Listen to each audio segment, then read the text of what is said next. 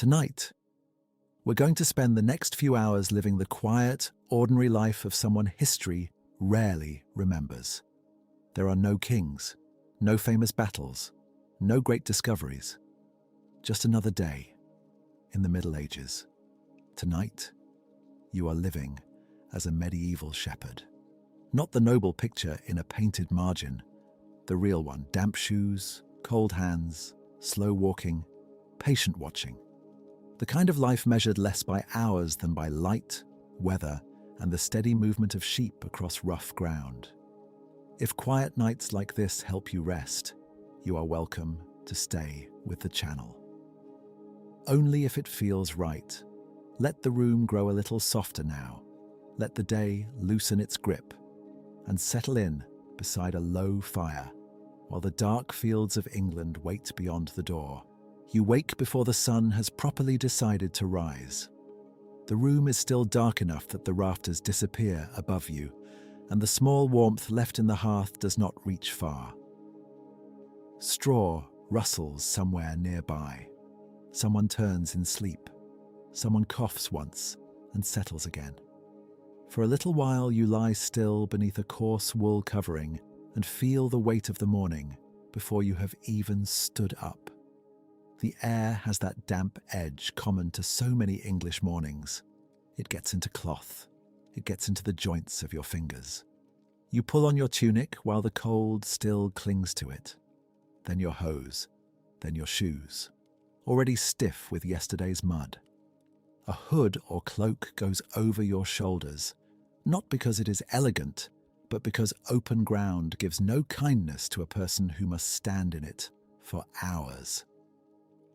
The wool smells faintly of smoke. That smell never quite leaves. It follows the body through the season. You are not waking for glory. You are waking because sheep must be counted before they are moved, and because sheep that are not watched become other people's trouble.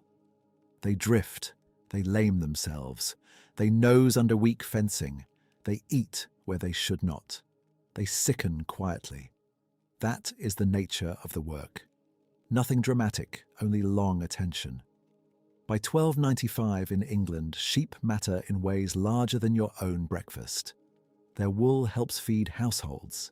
It helps pay rents. On large estates and monastic lands, flocks are counted carefully because wool is money, and money travels farther than the shepherd ever does. In the reign of Edward I, wool customs help fill the royal coffers. But none of that feels grand in the dark. In the dark, what matters is whether the flock is where it should be, whether the weather will hold, and whether your feet will stay dry for at least an hour. You reach for the tools that make the day possible. A crook first, ash wood perhaps, or another tough local wood, smoothed by the hand over many seasons. The hook is practical, not ornamental. It helps on uneven ground. It helps turn a stubborn ewe. It helps catch an animal by the neck when hands alone would be clumsy. The ferrule at the foot of the staff is worn from mud, stones, and wet tracks. A knife follows, small, useful. For cord, for food, for a dozen unremarkable needs. A pouch, maybe a little bread wrapped in cloth, perhaps an onion. Perhaps cheese if the household is not too poor, or if your master allows such rations. Ale in a small container if there is any to spare, since weak ale is common enough and often safer than uncertain water. A dog may stir near the doorway. That part is harder to pin down with certainty. Dogs belong to the world of shepherding in medieval Europe, certainly, but the exact training, the daily commands, even how often a lone English shepherd in 1295 works with one at heel all day, are not described as clearly as anyone might wish. Still, it is plausible that a useful dog waits for movement and understands the shape of the work, as well as any person in the room. If there is one beside you this morning, it rises without excitement. It knows this day as much like the last. Outside, the yard is grey rather than black now. That is enough. Dawn in a village does not arrive all at once. It leaks slowly over thatch and mud walls, over the sheen of puddles in wheel ruts, over stacked wood and a broken gate hinge, and the quiet bulk of a byre. Somewhere farther off, a bell may sound from the church, soft in the mist, marking the hours by custom more than precision. You do not own a clock. Almost no one here does. Time lives in habit, in the angle of light, in bells half heard across fields. You chew yesterday's bread while standing. It is hard at the crust and a little sour at the middle. It does not need to be pleasant. It only needs to be enough. Rural meals for working people are plain most days. Bread, pottage, ale, maybe onions or leeks, sometimes cheese. Salted meat only when means, and season allow it. The stomach learns not to ask for variety before dawn. Now you walk toward the fold. Your shoes sink slightly in the earth at the gateway. The smell reaches you before the sheep do. Wet wool, dung, trampled grass, old straw. It is a thick, familiar smell. Not foul to you exactly, only complete. Portable hurdles form the pen, wattled and practical, the kind that can be lifted, carried and set again where needed. They are useful not just for keeping animals in one place, but for moving that place itself. Sheep penned at night leave manure behind them, and manure is worth planning for. A shepherd's path is tied not only to grass, but to fields that will later take seed. The flock stirs at your approach. Small sounds first, hooves shifting, a low bleat, the brushed rasp of wool against hurdle and wool against wool. Medieval sheep are not the huge creatures some modern people imagine. Many would have been smaller, lighter, less heavily fleeced than later breeds shaped by centuries of breeding. The exact look varies, and any reconstruction must be cautious, but they are living stock rather than storybook clouds. Narrower, wetter, dirtier around the legs. You begin with counting. Again and again counting. This is the quiet center of the work. You do not simply own a number in your head. You renew it with your eyes. One animal passes the opening, then another, then three close together. You pause, start your place again. A shepherd's labor is full of such soft repetition. Look, count, listen, correct. Nothing in this moment would impress a courtly poet. That is why it is useful to stay here. One ewe hangs back. One lamb, if it is the season for lambs, presses the wrong way. A weak animal keeps more weight on one leg than the others. Husbandry texts and estate records make plain enough that flock health depends on this sort of ordinary notice. Lameness, weakness, straying, loss. A shepherd is paid, whether in cash, food, clothing, or custom, to see such things before they become expensive. When the counting is done to your satisfaction, you lift the latch, shift the hurdles enough to make a passage, and let the morning begin properly. The flock hesitates in a little cluster, then spills forward into the pale day. You follow with your crook in hand and damp grass already touching your shoes. The village is waking behind you. The fields are opening ahead, and the day, plain as bread, has begun. You lead the sheep out slowly, because there is rarely any use in hurrying them. Sheep move as a body until they do not. Then they fray at the edges. One noses toward a hedge, another lingers at a patch of cropped grass near the lane. A few press too close together at the narrow place between ditch and bank. So you guide rather than drive. A touch of the crook against the ground, a step to the side. A low sound from your throat. If there is a dog with you, it works the margin, helping the flock keep its shape. If there is not, then your legs do the work instead. The track out of the village is not a clean road. It is churned earth, hoofprints full of yesterday's rain, patches of straw pressed into mud, dung flattened by carts and feet. The sheep know it well enough. So do you. Beyond the last houses, the land opens into the sort of mixed ground that makes up much of a shepherd's true world.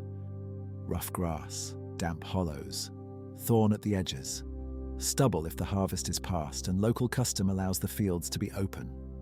Meadow aftermath in season, common waste, heath in some districts, short turf on higher ground if you are lucky enough to have it. Where you can graze is not simply a matter of green grass. It is a matter of rights, customs, agreements old enough that no one living remembers their beginning. In manorial England, access to common pasture, woods, stubble and meadow edges is shaped by local rules and by the authority of lord and manor court. A shepherd may watch one master's flock, or a larger shared flock for several tenants. That part varies by place, but in either case, the day is hemmed in by invisible lines. You know where the lord's crop still stands. You know which edge belongs to another tenant who will complain if even 3 sheep slip through. You know when a field is open after harvest and when it is still forbidden. The flock does not know these rules. Your body must know them for everyone. The sun climbs, though it remains weak behind thin cloud. Light spreads over the backs of the sheep and makes the damp wool shine in patches. From a distance, the flock looks restful. Up close, it is work made of tiny decisions. One animal has stopped grazing and is staring. Another is chewing but limping slightly as it shifts weight. 2 younger sheep push through a gap in the loose line and begin drifting toward rougher ground near a ditch. You step after them. Not quickly. Quickly only startles the rest. This is much of the morning. Walking, pausing, watching heads lower and rise, listening to the steady tearing sound of grazing. It is one of the softest sounds in the medieval countryside, and one of the most constant. Tear, chew, step, tear. Now and then, a bleat. Now and then, the thump of a staff end into wet ground. If the wind changes, you may hear the church bell from far behind you, or the distant knock of someone working wood, or a cart somewhere on a road you cannot see. Rural time reaches you in fragments. You count without seeming to count. Not always one by one, often by habit and shape. Is the flock too thin at one edge? Is there a blank place where motion should be? Has the little dark ewe with the narrow face come through the line yet? A shepherd can spend hours in what looks like idleness, yet the work is made of attention so repetitive that it almost becomes its own weather. Historians can recover this in outline from husbandry texts and estate records. They tell us the shepherd is expected to guard against loss, to notice weakness, to keep proper account. They do not tell us the exact feeling of wet grass through a cracked shoe, but the ground supplies that part well enough. By full morning, the damp has climbed your hem. Your hands are less cold because they have had something to do. You settle the flock on slightly better grazing where the earth rises a little and the animals can spread without reaching trouble too easily. This too is skill, though a quiet one. Not all grass is worth the walking, not all open ground is safe. A boggy patch can sour the whole hour. A field edge too near grain can turn one wandering ewe into a fine or an argument. A lane with too many passing carts can scatter the line and make the work longer than it needs to be. One sheep strays farther than the rest toward a thorn boundary. You go after it with the crook angled low, not to strike, but to extend your reach and body. The hook is polished where hands have worn it smooth. Perhaps there are shallow nicks in the wood below the grip, marks whose purpose is hard to prove now. They may be idle cuts from a knife. They may be counts. They may mean nothing at all. That is often the honest answer with plain old tools. Still, the crook itself tells enough. It is not ceremonial. It belongs to wet ground and repeated use. A shepherd's life can seem solitary, and in one sense it is. You spend long stretches with no one to speak to but the animals, and they offer little in return beyond movement. Yet this solitude sits inside a much larger machine. The wool on these backs matters to households, to landlords, to merchants far away, even to the crown through customs on exported wool. Their dung matters to the fields that will feed people months from now. Their grazing follows customs argued over in village life. The whole kingdom touches the flock, but it touches it very quietly. Cloud thickens toward late morning, not storm dark, only a heavier grey that presses the horizon closer. You know enough not to ignore it. Weather is not a surprise in this work. It is a companion, often unwelcome, always present. Rain changes pasture. Wind unsettles the animals. Poor visibility makes counting harder and boundaries easier to lose.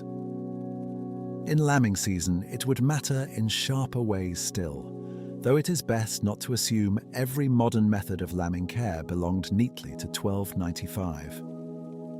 Some parts of that world are recoverable. Some remain only careful guesses. For now, the flock continues its slow breakfast. A few sheep lie down and chew. Others move on. You shift your weight, lean on the crook, and let the morning lengthen. There is no triumph in it, no revelation, only damp air, cropped grass, and the patient keeping together of living wool. Soon enough, there will be some small interruption, a loose tie, a weak section of hurdle, a reason to put down your bread later than you meant to. But not yet. For the moment, the sheep graze, and you watch them graze, and the day goes on in the old, quiet way. One of the sheep lifts its head, then another.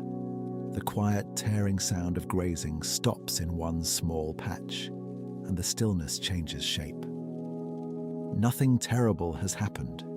It is only the kind of interruption that comes most days small and tiresome, and therefore important. A few of the ewes are drifting toward a rough edge where the common pasture thins into poorer ground. Beyond it, the line of use and right becomes less simple. There is thorn there, a shallow ditch, ground that looks open enough from a distance but leads the flock badly if you let them choose for themselves. And farther off, where the green looks thicker, there are places you do not want them nosing. Not every piece of grass is yours to spend. So you push yourself away from the crook and begin walking before the drift becomes a scatter. This is much of the work. Not running, not shouting, just walking early enough that trouble remains small. Your shoes sink a little at the edge of the damp patch. The hem of your wool garment picks up burrs and dark moisture. A sheep that had seemed determined a moment ago turns away at once when you come near, as if the whole matter had never been its idea. You angle your body rather than rush at them. The crook is more useful held across you than lifted. It widens your shape. It says no, but quietly. One ewe blinks at you and steps back. Another presses sideways into the others. The little group folds inward again, reluctant and close, and drifts towards safer grass. If there is a dog with you, as there may well be in some places though the details are harder to prove for this exact year and village, it helps by presence more than drama, circling low and keeping the edge tight. If there is no dog, then your own legs do the circling. Either way, the task is the same. Keep the flock from making a bad decision one mouthful at a time. When they settle again, you count without seeming to count. Head after head, back after back. Cream, grey, dirt-marked white. Medieval sheep are not the great thick clouds people sometimes imagine from later paintings and modern fields. They are smaller creatures on smaller feet, and likely not so heavy with fleece as many sheep now bred for other needs. That part, like many visual details, rests on careful comparison rather than a neat row of labelled animals from 1295. But whatever their exact look, they are enough to matter, enough to be watched closely, enough to feed households, manure fields, and, through wool, help fill purses much farther away than this damp strip of land. A lame step catches your eye. One wether hangs half a pace behind, placing one foot down with care. You go to it slowly. Sheep dislike being singled out. The flock shifts away from the disturbance while you bring the crook around with practice that is plain rather than graceful. The hook is not ceremonial. It is a tool for this sort of close, awkward moment. You catch the animal at the neck, steady it against your leg, and bend as far as your back allows. The smell rises at once. Wet wool, warm animal breath, mud. The foot is clogged with dirt pressed up between the cloven parts of the hoof. You scrape gently with the point of your knife, or with a sliver of wood if that seems wiser. You look for anything worse. Heat, swelling, a cut. Something beginning that could turn a slow walker into a lost one. Estate records and husbandry texts make clear enough that watching flock health belongs to your work, even if they do not preserve your own tired thoughts while doing it. This time it is only packed mud and a tenderness you cannot name more neatly than that. You set the foot down. The sheep pulls free with offended haste and rejoins the others. You watch for a few moments. It walks better. Not perfectly. Better is often all the day offers. By now the sun, thin behind the morning cloud, has climbed enough to flatten some of the silver from the grass. You can hear distant life reaching the fields. A cart somewhere on a track. A crow. Perhaps, if the wind carries it cleanly, the far bell from the church marking an hour no one on the pasture needs to name exactly. Time here is kept by habit, by light, by the point at which your stomach begins to remind you that dawn was long ago. Before you sit, there is another small job. One hurdle near the place where the sheep were penned earlier has worked loose at a tie, or perhaps a weak gap in a boundary wattling shows itself where bodies have leaned too often. A repair like this is an ordinary enough thing, though whether it falls to you on every estate cannot be said with certainty. Still, on a plain day with plain needs, hands mend what is failing. You crouch and test the weakness. The woven rods have dried and strained. One tie has loosened, another has frayed nearly through. Nothing grand is required. A fresh withy, if you have one. A strip cut and twisted. Fingers that do not mind stiffness. You thread it through, pull, brace the hurdle with your knee, and bind the frame back into obedience. It scratches your skin. It stains your nails. The work is humble even by the standards of humble work. And yet it matters, because sheep notice every kindness done to a gap. Leave an opening and sooner or later, a nose finds it. Then a head. Then half your afternoon is spent untangling what your morning neglected. So you finish the tie, stand carefully, and press the hurdle once with your palm. It holds. The flock keeps grazing. The field remains only a field. Your back complains. Your hands smell faintly of sap and wool grease. The day has moved forward without becoming memorable, which is the best most working days can do. Soon enough, there will be bread. By the time you finally sit, it does not feel like a meal earned through heroics. It feels like a late pause stolen back from the sheep. You choose slightly higher ground if you can find it. Not dry exactly, merely less wet. The flock spreads before you in a loose, pale band, close enough to watch without standing. Some animals crop steadily. Some stop to chew with that patient side motion of the jaw that seems to make time itself slower. A few lie down. The sound of them is small. Tearing grass, a short bleat, hooves shifting. The low, soft knock of one body against another. From your pouch or cloth, you take what the day allows. Bread first, because there is almost always bread if things are not going very badly at home. It may be coarse maslin bread, mixed from grains rather than fine white wheat. It may be yesterday's loaf, firm at the edge, and a little sour in smell. You break it with both hands. The crust gives reluctantly. Crumbs catch in the rough lines of your fingers. Perhaps there is cheese with it, hard enough to keep. Perhaps an onion, a leek, or a pinch of salt tucked carefully away. If pottage came with you, it is no longer hot. Most likely it is thick and plain, carried in a simple container and eaten without ceremony. You do not complain to yourself about this. Complaint wastes strength. The meal is meant to keep the body level until evening, nothing more. You drink ale if ale was sent with you, weak enough for daily use, safer and more usual in many households than trusting every water source near fields and tracks. If not, then water.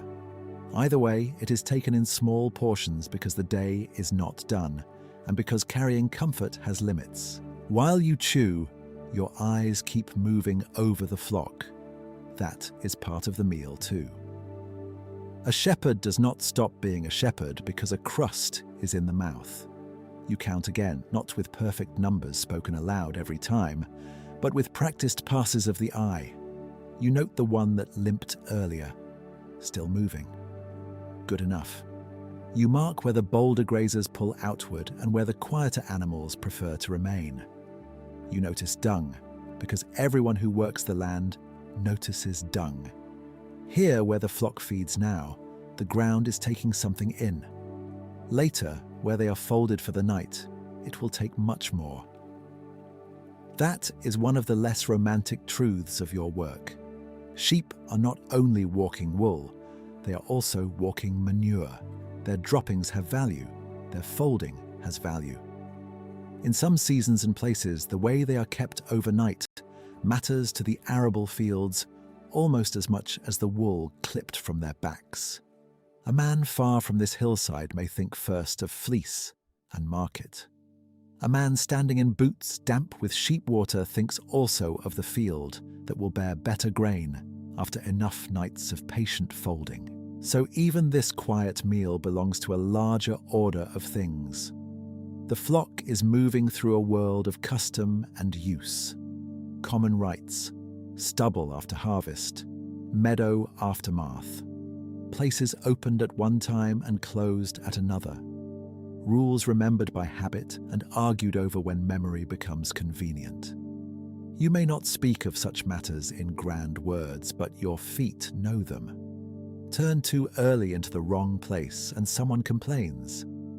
Linger too long where the Lord's interest or a tenant's strips say otherwise, and the complaint grows heavier.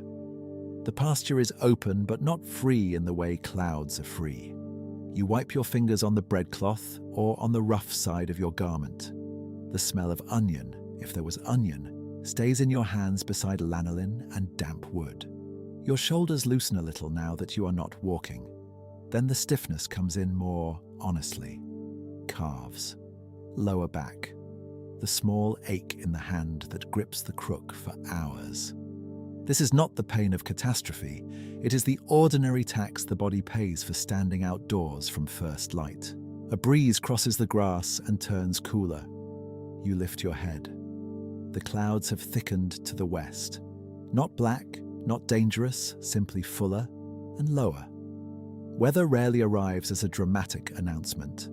More often, it leans on the day little by little until you admit that the light has changed, that the wool on the sheep looks darker, that the open ground feels less kind than it did an hour ago. If a bell reaches you now, it comes thin and uncertain through distance. The church orders the village day more clearly than it orders yours. Yet even out here it reminds you that others are also dividing the hours. Somewhere bread is being cut at a table. Somewhere a pot is shifted on the hearth. Somewhere a reeve or bailiff is thinking in measures and dues. Somewhere merchants think of wool in sacks and customs at ports.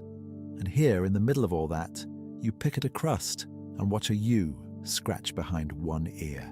This is how large matters enter your life. Not as speeches, as pressure, as routine, as the knowledge that sheep must be kept well, because they are worth keeping well. In Edward's reign, wool brings in royal revenue, though that grand fact does not change the taste of your lunch. It only means that the quiet bodies before you belong, however faintly, to a chain of value stretching beyond the parish. Most days you do not need to think so far. Most days it is enough to know who will be displeased if numbers fall. You finish the last of the bread more slowly than the first. A few crumbs are saved by habit. Nothing edible is dropped willingly if it can be helped. You drink again. Then you sit for another brief moment, not from laziness, but from calculation. If the flock is settled, your stillness is also work. Soon the weather will ask for some decision, though not an exciting one. Whether to keep to this ground a little longer, whether to move toward firmer turf, whether to begin gathering them more closely before the damp sets in. For now, there is only the end of the meal, the weight of the crook across your knees, and the mild afternoon waiting to become slightly less mild. The mild afternoon does become slightly less mild, not all at once, nothing so neat. The change begins as a cooling on the back of your neck, then a flatter light over the pasture, then a faint restlessness in the sheep nearest the hollow where the ground holds damp longer than the rest. You stand with care because standing quickly only reminds your knees that they have already done much of the day. The crook comes up with you. The flock has spread wider while you were eating. Not badly, only enough to ask for attention again. You start walking the outer edge of them. This is often how trouble first looks. Not as panic, not as loss. Just a little too much space between one mouthful of grass and the next. A ewe drifts toward rougher ground where thorn and coarse stems rise along the boundary. Two younger sheep follow because following is easier than deciding. Another pauses with one hind foot held lighter than the others. Not lame, perhaps, only tender. But you notice it. Much of your work is noticing small things before they have time to become larger ones. The air smells of wet earth before the rain fully arrives. A few drops darken your sleeve. The hood comes up by habit. You do not hurry the flock at once. Driven too fast in poor footing, sheep do foolish things. They bunch where they should spread. They wedge themselves against each other at a narrow place. They turn back through the very gap you are trying to guard. So you angle yourself instead, moving slow, letting your shape and staff ask them toward the firmer rise. Whether a dog walks with you today is harder for history to say with certainty. Dogs belong to sheep work in medieval Europe, yes, but the exact way they were used on an English pasture like this is less clear than people often imagine. So perhaps there is only your voice, low and repetitive, and the tap of ferrule on ground. Perhaps there is also a dog pacing wide, taught by use more than by formal command. In either case, the work remains patient. Sheep are not impressed by your mood. At the edge of the rise, you stop. One of the portable hurdles you checked earlier leans wrong. Not fallen, not broken clean through, only worked loose where a tie has given way and the weave has begun to gape. That is enough. A hole does not stay one sheep wide for long. Wool presses, wood bends. Then half the flock learns a new bad path in the space of a minute. So the afternoon gives you a small repair. You wedge the crook under one arm and crouch again. Damp comes through the cloth at your knee almost at once. The hurdle is made of woven rods, plain work, useful work, the sort that grows shabby honestly. You feel for the loose point. One upright has shifted. A binding has frayed. Perhaps it was weather. Perhaps a rubbing shoulder. Perhaps the thing is simply old, which is usually explanation enough for most objects around you. From your pouch comes a short cord and the knife you carry for many small purposes. The blade is not grand. It does not need to be. You trim away the worst of the split binding and pull the hurdle straighter.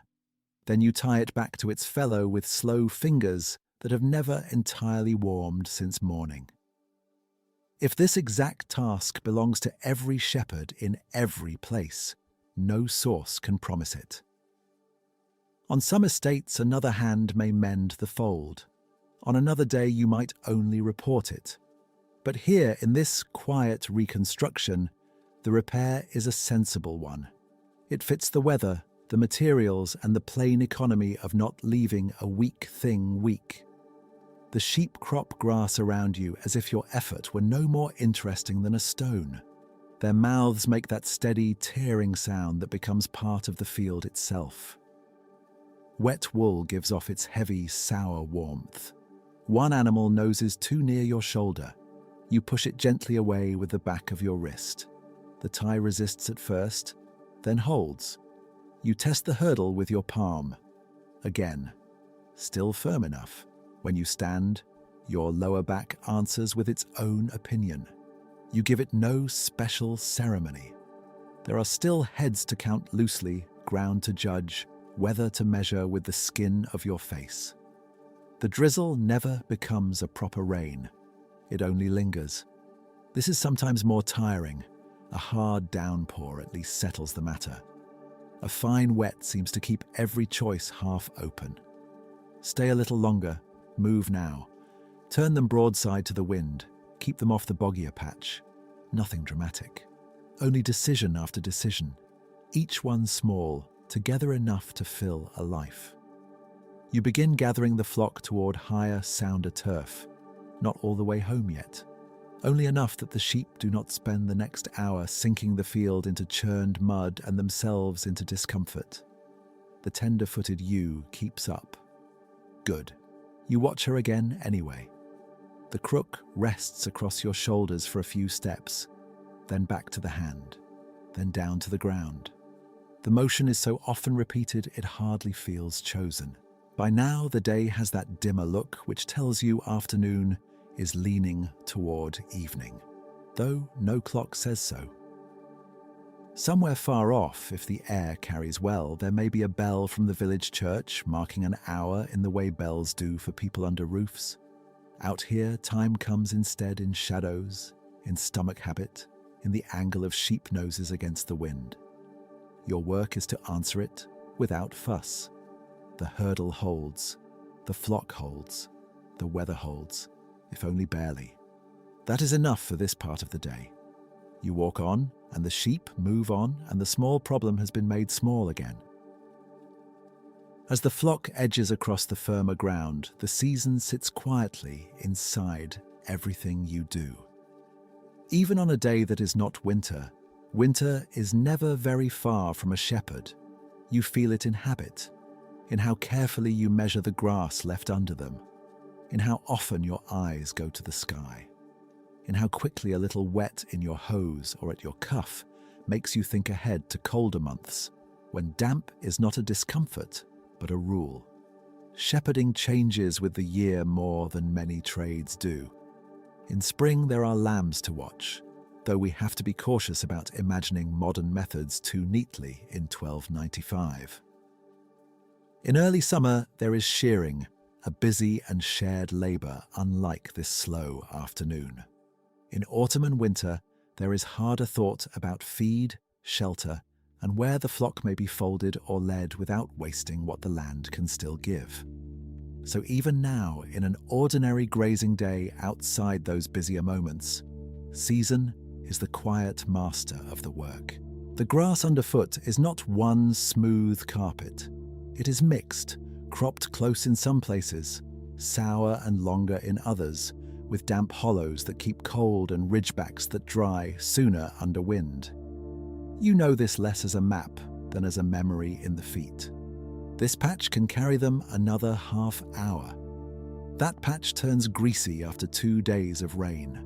The corner near the hedge looks rich until 3 sheep sink fetlock deep and foul the place for the rest.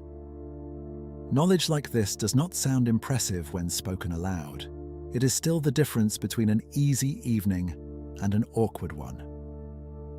You turn them gradually, saving the better bite for where it matters.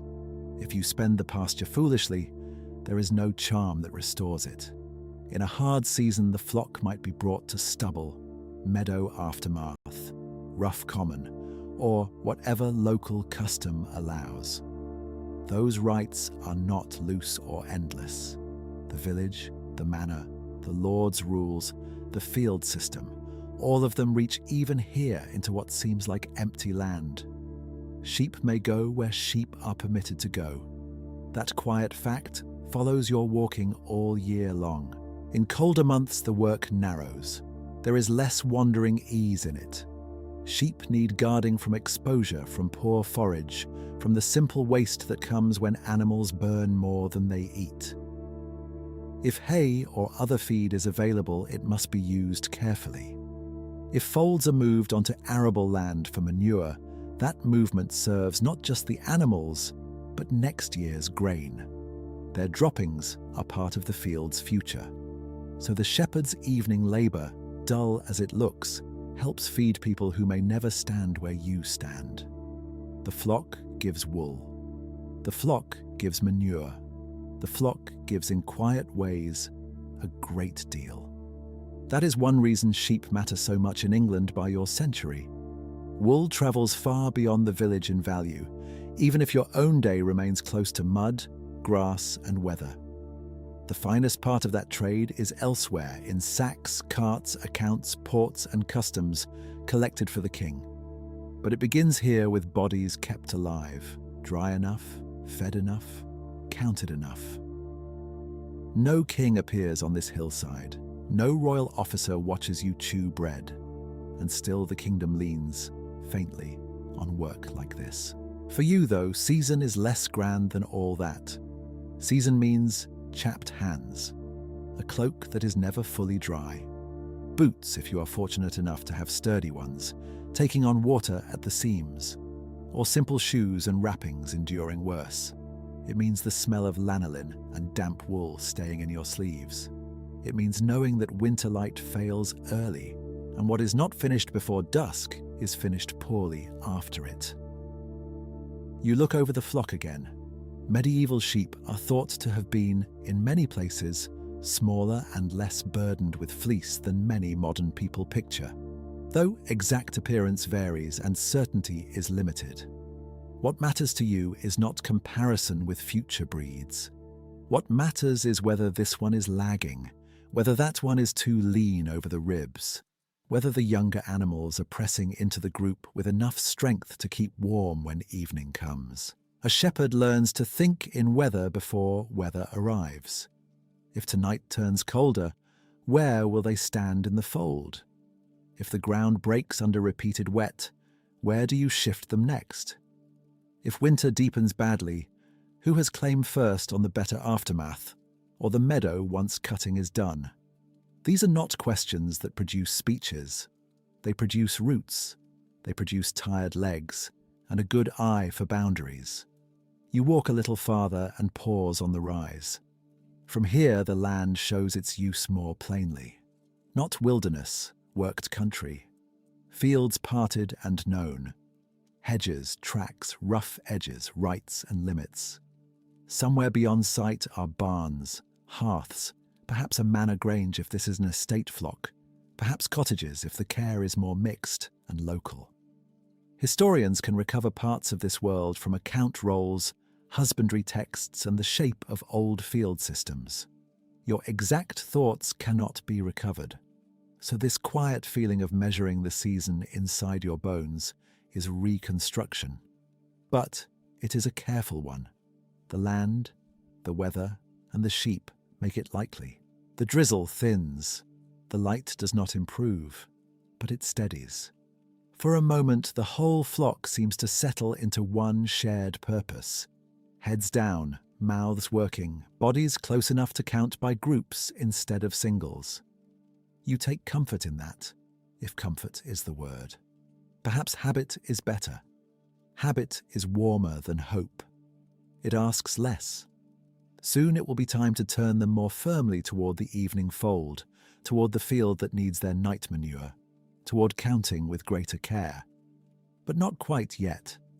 For a little longer, the season is only present in the wet grass, the cooled air, the weight of your cloak, and the plain understanding that tomorrow will ask the same questions again in slightly different weather. The light has begun to thin, though only a little, and with it the day changes from watching grass to thinking about ownership. Not ownership in the grand sense. Nothing so large, just the ordinary question of whose animals these are, whose field this will be by night, and who counts the use of all of it. You do not need to see a coin for taxes to be present. They are already here in the shape of the flock, in the care taken with wool, in the habit of counting before dusk instead of after, in the way a man with only a few sheep watches them differently from a lord with many, though both must still watch. Sheep are quiet creatures, but they belong to a noisy world of dues, rent, custom, and obligation. If you serve a manor, or a monastery, or a substantial tenant, your work fits into someone else's reckoning. The flock is not simply a moving white blur over rough grass. It is wealth that breathes, wealth that strays if not watched, wealth that weakens in wet weather, wealth that leaves dung on the field and wool on the shears in the right season. By the time fleece is washed, sorted, packed, sold, and perhaps carried toward a port, other hands will have entered the matter. But your hands come first. Your boots come first. Your counting comes first. You begin to gather the sheep a little more closely now, not with hurry. Haste scatters them. You angle your body. You use the crook more as a line than a threat, letting the hooked wood show where not to drift. A few heads lift. One ewe noses toward a patch beyond the rest. You turn her back with 2 quiet steps. The flock answers in the way sheep often do, not from thought exactly, but from preference for each other. One turns, then several, then many. There are customs about where they may stand. On some land, the right to graze is old and argued over often enough to have worn smooth into habit. After harvest, stubble may open for common use. Meadow may be shut, then opened again, for aftermath. Waste, heath, and rough pasture all come with their own understandings. You may not speak them aloud every day, but your feet know them. You know where a drifting flock will bring curses from a neighbour. You know where the Lord's officers would say the animals have no business. You know the margins because a shepherd lives in margins. Hedge edge, ditch side, field boundary, the strip between enough grass and too much trouble. The kingdom presses on this without touching your shoulder directly. In Edward's reign, wool brings in royal custom. Men higher than you think about sacks, ports, duties, tallies. You think about damp backs and full bellies. Still, they are joined. The sheep lower their heads to graze, and some far piece of royal counting is made possible. It is not a thing you would likely say in those words. It is simply the truth of the time, whether spoken or not. For smaller keepers, the matter can be plainer still. A handful of sheep may mean wool for use, lambs to raise or sell, milk in some settings, manure for the land, a little safety against a bad year if enough survive. In that case too, taxes and dues arrive not as a grand lesson in government, but as subtraction.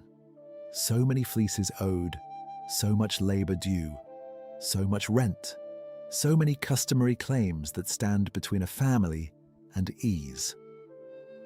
A shepherd need not read accounts to feel the weight of a count.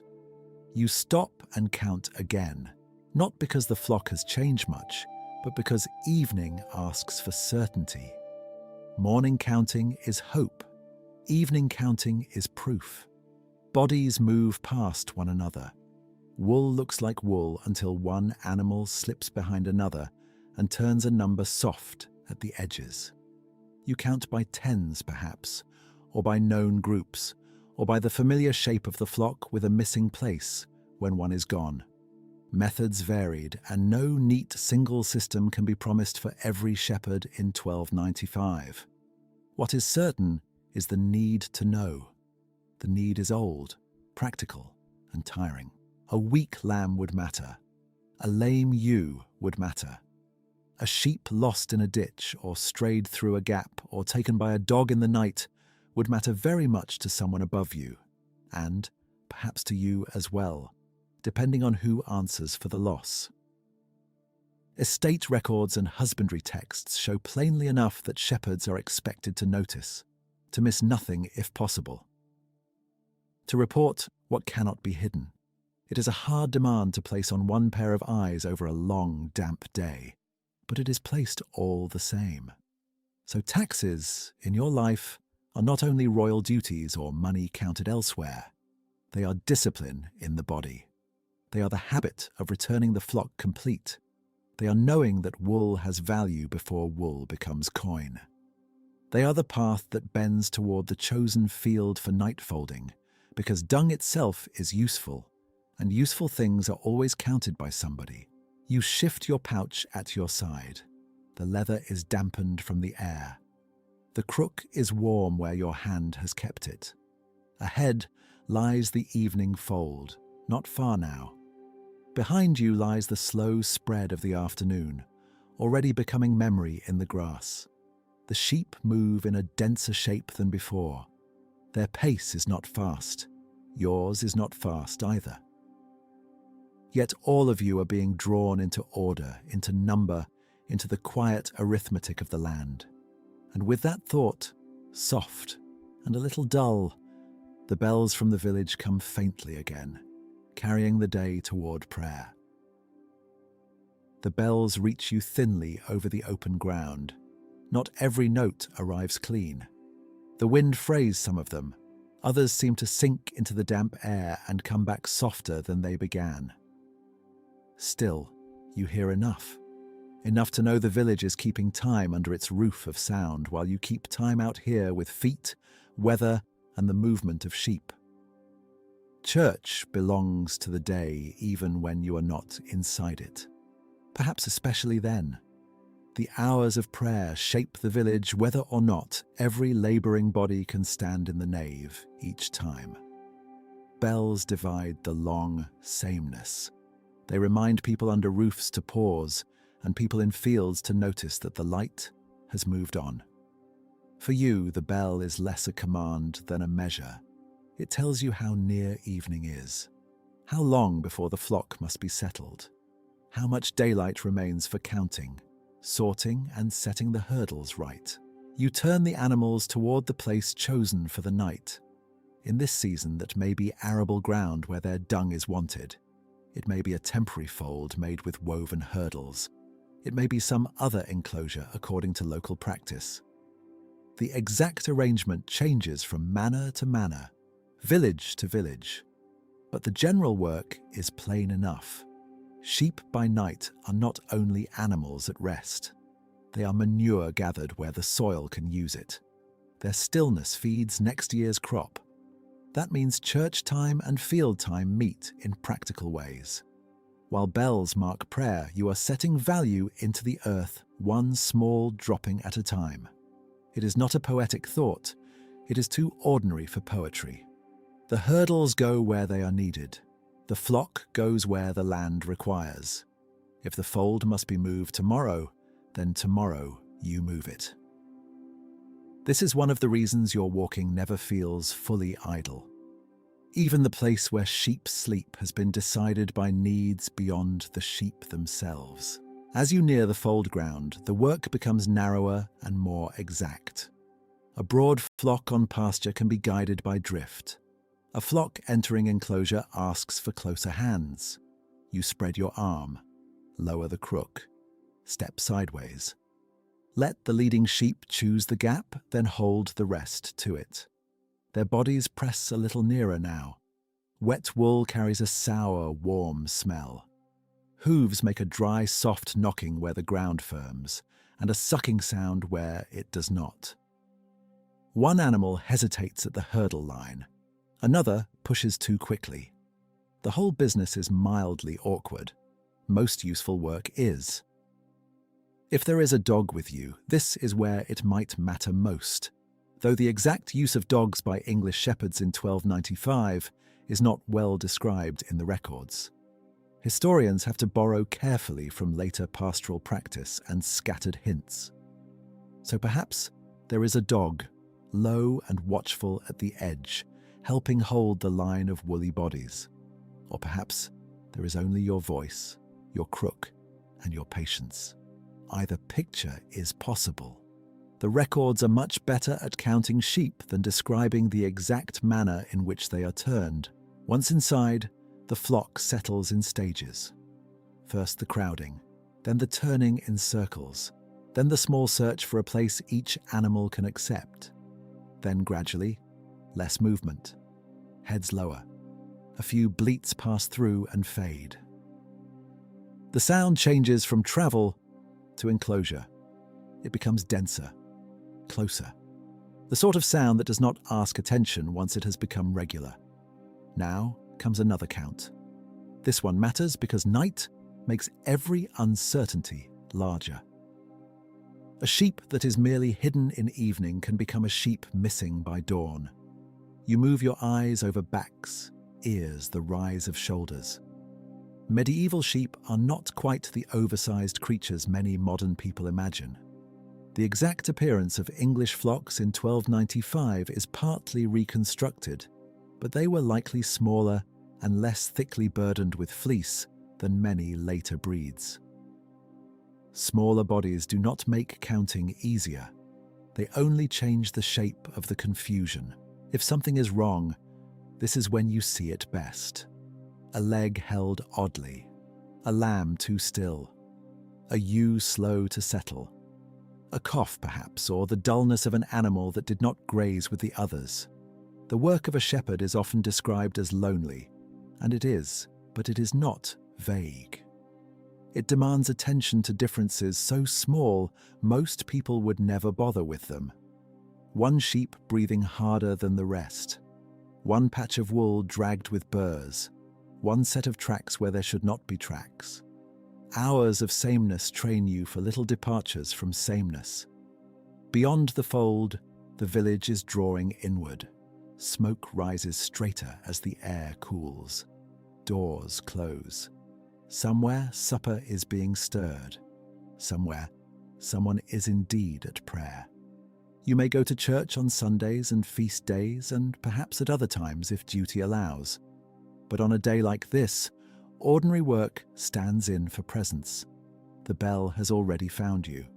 The rhythm has already included you, even if your knees are not on the floor of the nave.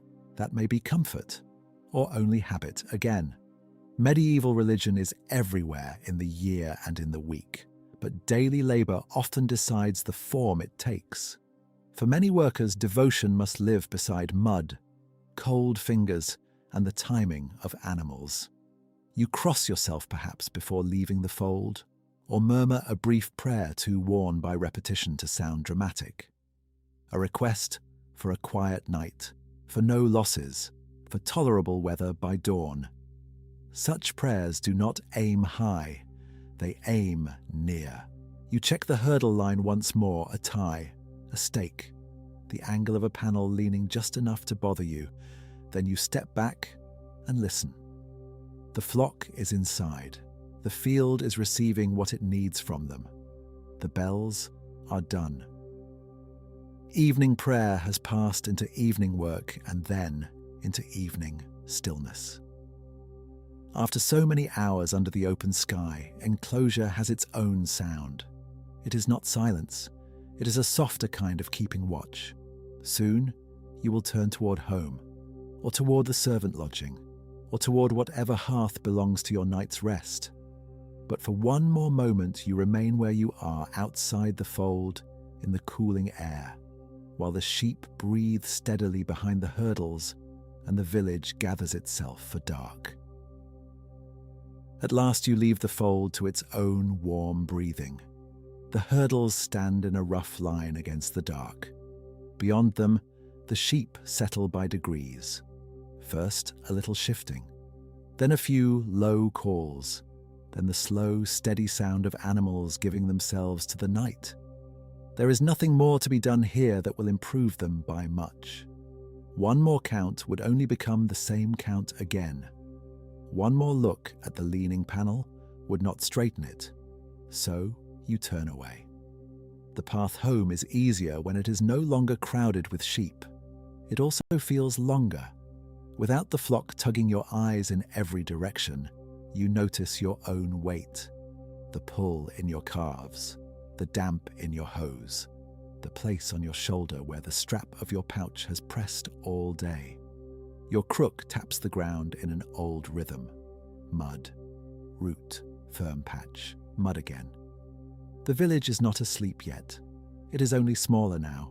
Smoke hangs lower over the roofs. A little light leaks through shutters and door cracks. Somewhere a child cries and then stops. Somewhere a pot lid is lifted and set down again. These sounds do not ask anything from you. They simply tell you that other people are drawing inward as you are. If you serve in another man's household, this return may end in the servant room or near the edge of a working yard. If you belong to a small holding, it may end at your own door, with your own few things waiting in the dimness. The difference matters in life. It matters in what food is set before you, in whose orders fill tomorrow, in whether the sheep are yours to grieve over or only yours to guard. But in this hour, the body understands both arrangements in nearly the same way. You are cold, you are tired, you want warmth, food, and a place to sit where nothing moves unless flame moves. Inside, the air changes at once. Smoke, wool, damp earth drying from shoes, pottage thickening in a pot, perhaps onion, perhaps leek, perhaps only grain and broth with enough salt to make it welcome.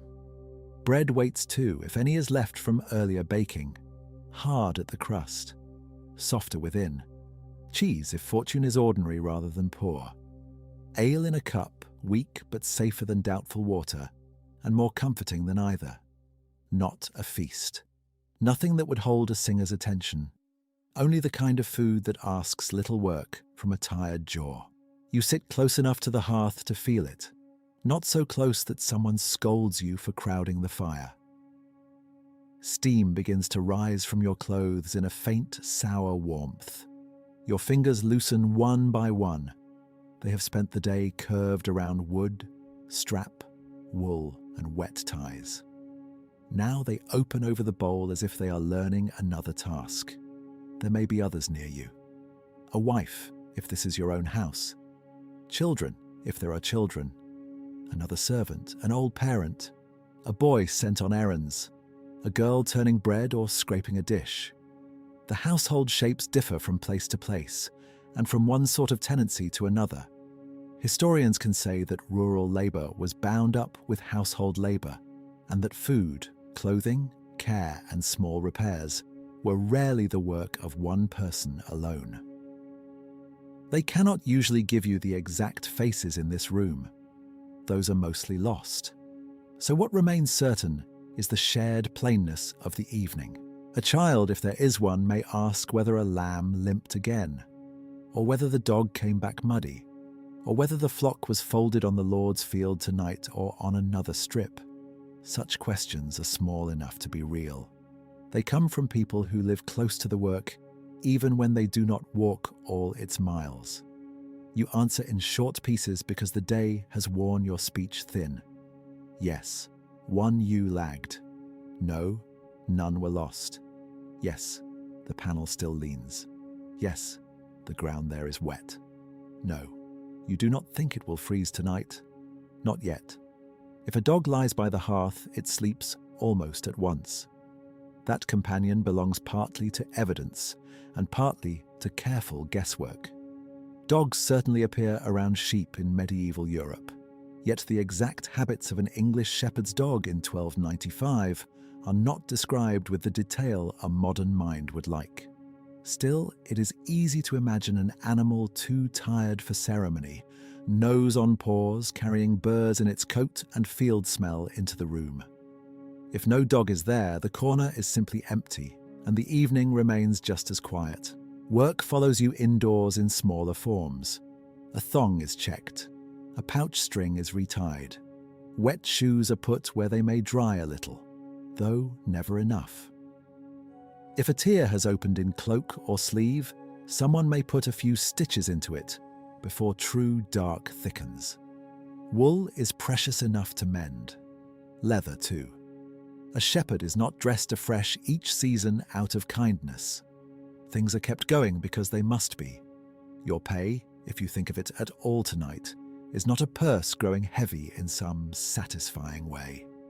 For many in work like this, reward is mixed. Food, a place in service, perhaps clothing, perhaps small cash wages, perhaps rights, meals, or customary shares depending on rank and place. The great wealth of wool does not pass through your hands as comfort. It passes past you. It leaves traces in duty and counting, and the need not to lose what can be shorn. The fire settles. The bowl empties. Talk narrows and then thins. No one here is making a grand memory. The room is only doing what rooms do in cold weather and after labor. It gathers tired people around one good thing, then gradually releases them towards sleep. You sit until standing again seems possible. Then you rise with the care of someone older than the morning version of himself. Tomorrow has already begun its quiet claim on you, but not harshly, only as habit, only as the next known thing.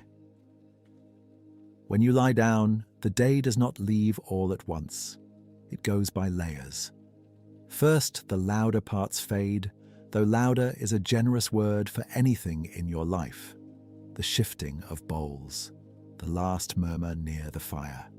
Feet on the floor rushes, a cough, a bar lifted into place at the door. Then those are gone. After that come the smaller things. Wind at the edge of the roof, a little settling from the timber, someone turning over nearby if the room is shared. Then even these begin to spread out with more silence between them. Your bed may be a proper bedstead if the household is well provided, but more often, comfort is modest. A straw mattress, a pallet, blankets of wool. Perhaps a coverlet rough against the chin. Perhaps only enough covering to make the cold bearable rather than absent. Linen, if you have it, is not luxurious in the modern sense. It is simply another layer between skin and the coarser world. Dust from straw has its own smell. So does old wool. So does a room where damp clothes are drying by increments instead of by miracle. You lower yourself with care because the body keeps a record. Ankles first, knees next, back last. The ground walked all day seems still to tilt under you. For a little while you feel the flock in your muscles, as if they were not animals, but motions stored inside the legs. The slow stop and start. The sidestep away from a horn. The turn at a gate. The standing still that is never fully still because attention keeps leaning outward. Your hands carry their own memory. One palm remembers the polished place on the crook. One finger remembers the roughness of a tie on the hurdle. The thumb remembers pressing wool aside to check skin or leg or burr caught too near the flesh. None of this is pain worth naming to others. It is only the ordinary tax collected by the work itself, and still the mind goes back once more to counting. Not because you choose it, because numbers continue after dark. You see the flock as pale backs pressed close in the fold. You think of the weak one, the restless one, the panel that leaned, the patch of wetter ground near the lower side. You think of whether the weather will hold, whether rain will make the footing worse by dawn, whether some beast, more likely dog than wolf in much of England by this time, will trouble the pen, whether a thief with more nerve than wisdom might come near. These are not fears sharpened into drama. They are the usual dull weights of keeping animals through the night. If lambing season were upon you, sleep might be thinner than this. If heavy snow had come, thinner still. But on an ordinary night, in an ordinary part of the year, The flock is enclosed and your labor has earned a few hours of trust. Not certainty, never certainty, only trust enough to close your eyes. Beyond your room, the whole system that holds your life in place continues without needing your witness. The field under the fold receives manure that will matter later when grain is sown and cut. The custom of the manor still governs where animals may go tomorrow. The church marks time whether you hear every bell or not. Far away, merchants and ports and royal customs make use of wool that begins in lives like this one, though none of that noise reaches your bedding. Here there is only the local truth of it. Sheep in a pen, mud on shoes, a full day's walking behind you. This is the strange plainness of the work. It is lonely, yet never separate. Nearly every step belongs to something larger. Crop yield, household food, rent, service, cloth, tax. But the body does not feel those grand chains while it is half asleep. It feels instead the rough seam under the shoulder, the borrowed warmth gathering beneath blankets, the relief of no longer watching the horizon. Someone nearby breathes heavily. Or perhaps you are alone enough to hear only your own breath and the small hiss of a dying ember. In some homes there are prayers spoken aloud. In others, they are mouthed quickly or kept inward. In either case, they are often simple. Thanks for the day ending. Request for the night to pass without loss. Hope for weather that is tolerable. Hope for no sickness among people or sheep. Medieval prayer, like medieval labor, is often less grand than later imagination prefers. The dark grows thicker, then kinder. Thought loosens. The sheep begin to seem far away, though they are not far at all. You know where they are without seeing them. That is one of the few comforts skill provides. Not ease, not wealth, just the ability to picture what has been secured and what must wait for morning. Soon even that picture fades. The fold, the hurdles, the bent panel, the damp grass, the village smoke, all sink down together. Sleep comes not as reward exactly, but as necessity finally allowed. And before very long, though not yet, the next day will begin in the same plain order. Cold air, stiff hands, account made in dim light, another walk over rough ground, another evening of folding, mending, checking, returning. The life does not change because it has made a good ending. It simply repeats because sheep must eat, fields must be fed, and ordinary people in the year 1295 wake again whether they wish to or not. For now, though, you do not wake again.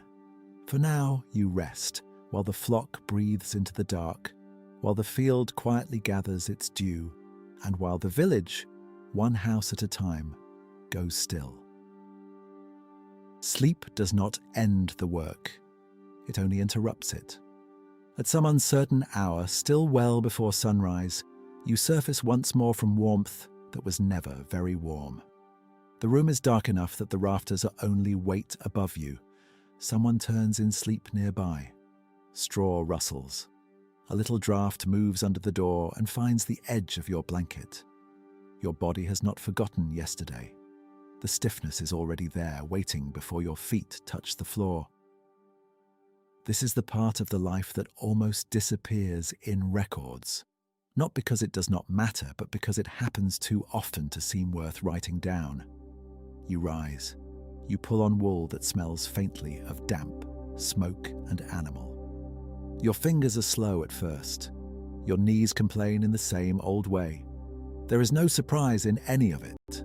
A shepherd in 1295 does not begin each day as if it were new. The day begins half-used. The cloak is still drying from yesterday's weather. The crook still leans where you left it.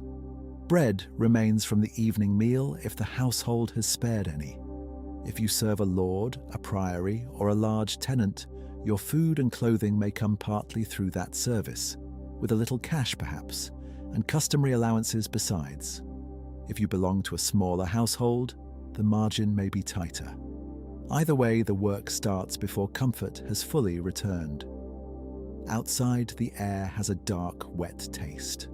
The village is not awake all at once. One shutter opens, somewhere a cough, somewhere a hinge, somewhere the dull sound of wood being lifted or set down. Time is still guessed more by habit than by any exact measure. A bell may come later from the church. For now, there is only the sky's slow willingness to pale. You take the crook in hand. The smooth grip knows your palm. The ferrule meets the ground with that familiar, small tap.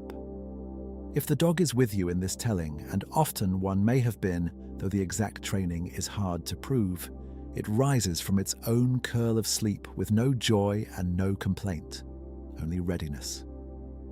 It understands the road by repetition as well as you do. At the fold, the sheep are still only shapes pressed together behind hurdle and rail. Their smell reaches you before their forms do. Wet wool, dung, earth bruised under many hooves, warm breath lifting into cold air. You listen before you count. A flock has its own night sound when all is well. Not silence, never silence. Small shifting, a hoof striking lightly. One soft complaint, then stillness again. You count in dimness because that is safer than trusting the eye to feel certain. One moving body becomes two if you look badly. Two become one if they stand close enough. So you count and count again, your lips hardly moving. This sort of repetition can sound dull from a distance. From inside it, it is a way of keeping loss from happening quietly. The fold must also be looked at as ground, not only as enclosure. Sheep are kept overnight, where their dung is wanted, and the field remembers what the body soon forgets. Yesterday's resting place has value, tonight's will too. A shepherd's work is not only to follow animals, but to place them, and by placing them, to feed land that will later feed people.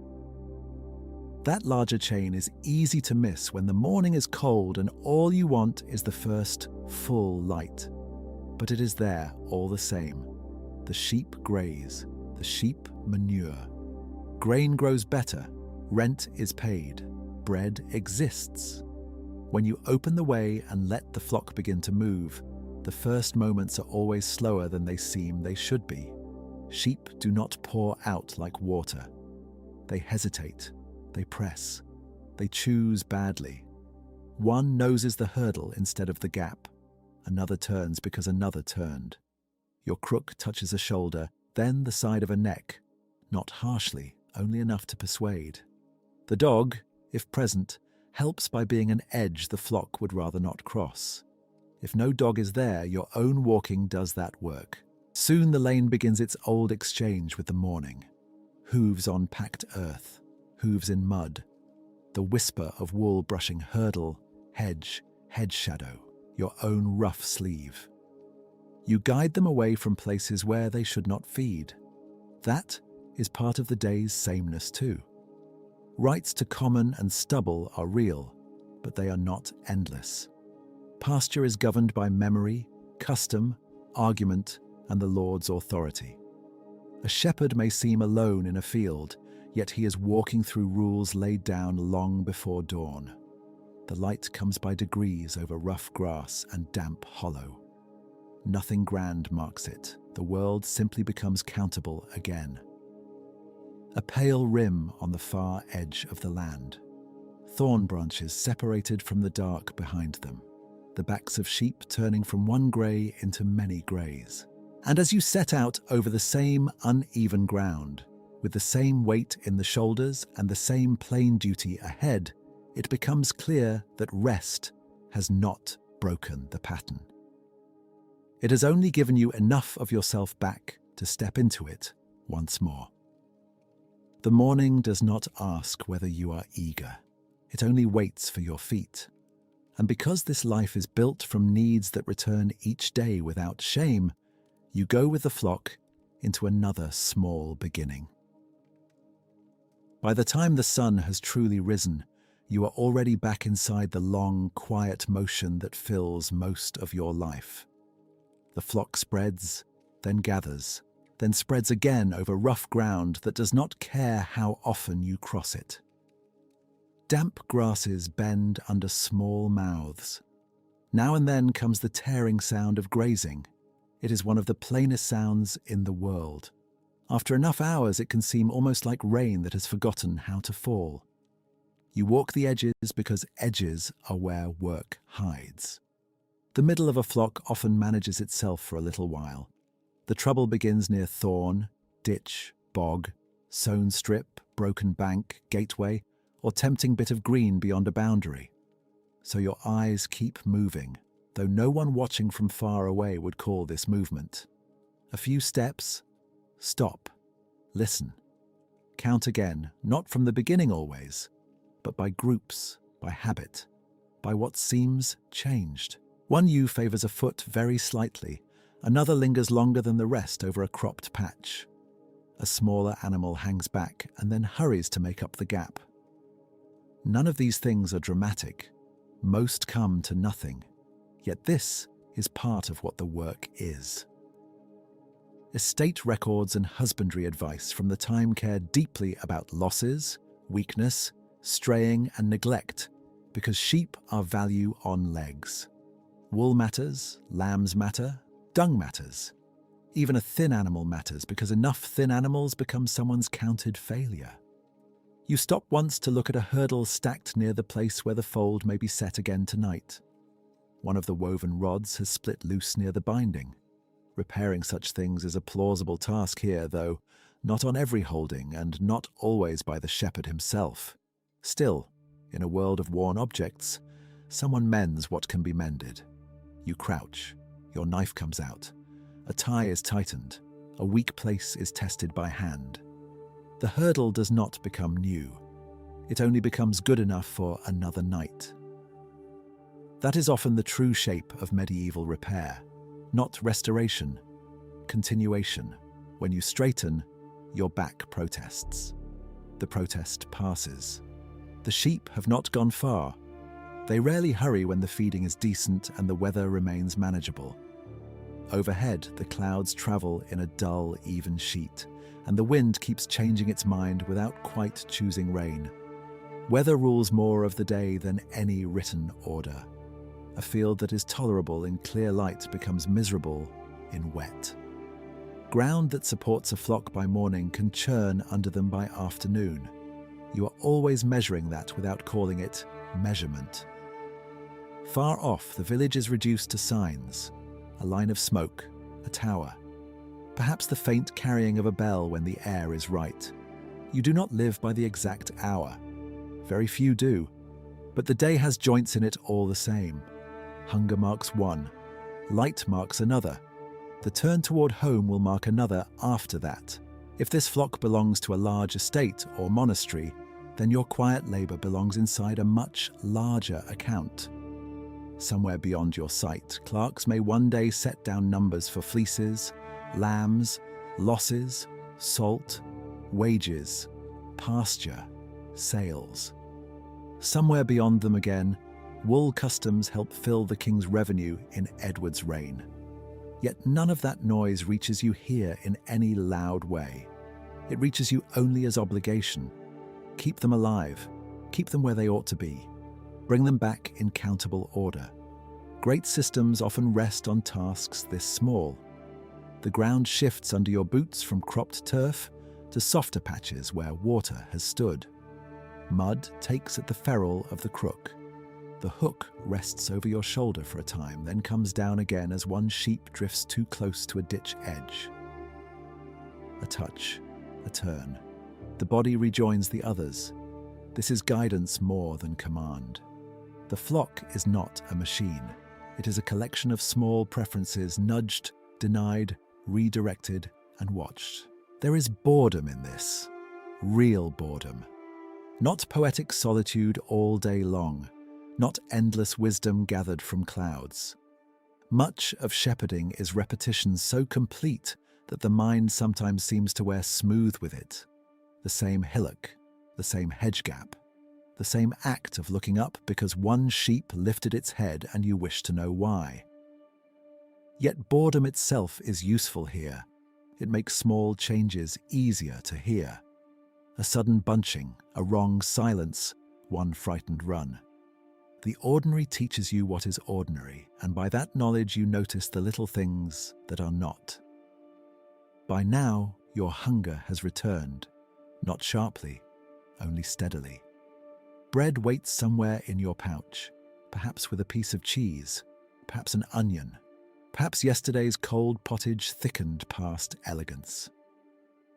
Ale, if you have it, will be ordinary weak ale, more safe than strong, more habit than treat. The meal is coming, but not yet. First, there is another slow drift across the common, another pause while the flock works close to the ground, another count made by eye and memory together. And so the new day settles fully into itself, not improved, not worsened, simply resumed. The sheep feed, the clouds move. Your feet find their way over old, uneven places. Behind you, the night has gone. Ahead of you, there is no surprise worth naming, only the patient continuation of labor that keeps field, household, and distant market tied together without ever becoming grand. In this life, dawn is less a beginning than a return. And by now, in the plain growing light, you are once again exactly where you need to be. Walking a little behind, a little beside, and always with one part of your mind still counting. The light has moved on without asking you. It lies lower now, more yellow than white, and the backs of the sheep look duller under it, as though the day has rubbed the shine from everything. You have been walking for hours already. Not quickly, never quickly. Just enough to keep the flock feeding where it ought to feed and turning where it ought to turn. That is much of the work. Not force, not drama, only direction, given a little at a time. Now, the field for the night waits ahead. It is not chosen at random. A flock is not merely put somewhere empty because darkness is coming. In this season, the sheep are folded where their dung will do some good. The ground must be fed as carefully as the animals are, so when you begin to turn them back, you are not only ending the day, you are laying one more thin layer of next year into the soil. The place is rough stubble beyond the cropped grass. The earth is harder here where carts and feet have passed before, then softer where damp still holds below the surface. You feel each change through your soles. A shallow wheel mark catches water. A clump of old straw scratches at your ankle. The crook sinks once, then taps dry ground the next step. It has done that all day. Mud, chalk, turf, dung, stone. A plain wooden staff, but it knows the whole field better than many men do. The sheep do not hurry toward the fold because it is evening. They drift. They nose at one more mouthful. They spread when you would prefer them close, then bunch when you would rather have room between them. You walk wide around their flank and come in slowly. A few turn their heads. One ewe tries the edge. Another follows. You step there first, crook low, body enough to make the path less inviting. That is often enough. Sheep prefer the easier choice, once it is made for them. If a dog is with you, it works mostly by presence. Historians can say dogs were used with flocks, but the exact handling in England in 1295 is not neatly written down for us. So this part has to stay modest. Perhaps there is a watchful animal at your heel, moving when you murmur or gesture. Perhaps not. In either case, the work remains much the same. You read the flock by its edges. You notice the one that lags. You notice the one that pushes. You notice the sudden little unease that spreads through wool before it becomes movement. The hurdles stand where they were set earlier, or where they were moved from the night before. Wattle panels, light enough to carry in pairs, heavy enough to matter after a long day, make a pen that can be shifted across the arable by degrees. This is one of the quiet tricks of sheep keeping. They eat by day, and by night, they leave behind what the ploughland needs. A shepherd's labour joins grass to grain without ever looking important from a distance. You begin to narrow the flock toward the opening. This is the slow part. You cannot flood them in as water runs into a ditch. If you press too hard, they heap together. Stop, turn, and make more work. So you keep the pressure light. A few steps, a pause, a turn of the staff. The faint sound of dry hurdles knocking as one sheep brushes past. The smell grows stronger in the close space. Wet wool, old dung, warm breath, trampled straw. It is not pleasant exactly, but it is familiar. Familiar enough that your body takes it as part of evening. Once the first sheep enter, the rest follow with the dull obedience of creatures who like company more than freedom. 1 by 1 becomes 3 by 3, then a pressing mass, then a settling. You stand at the mouth and count as they pass.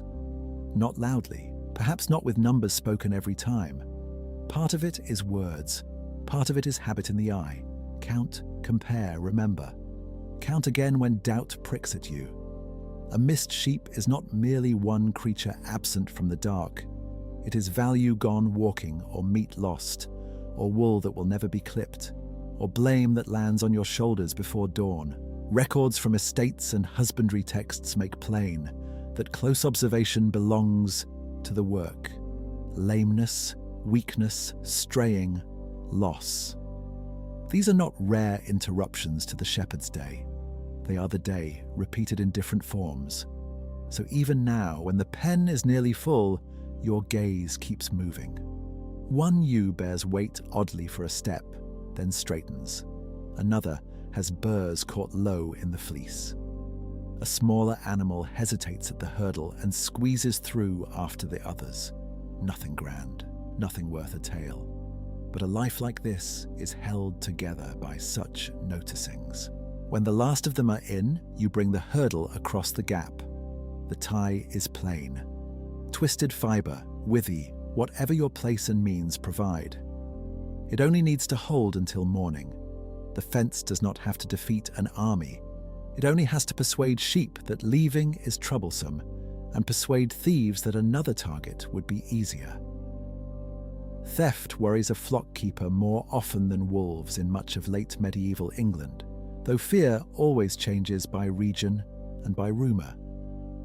Most nights the danger is simpler than any beast out of legend.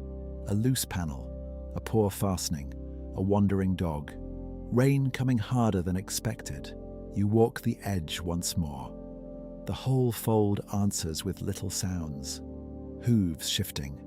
Breath. A short bleat from somewhere in the middle. The soft crackle of animals pressing straw deeper into mud. Beyond them, the field lies open and already less visible. Beyond that, there are the rights and rules that shaped where you grazed all day and where you may not graze tomorrow. Common land is common only within limits.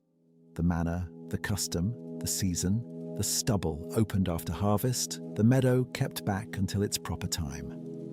Even your freedom to walk a wide, empty place has been measured by others.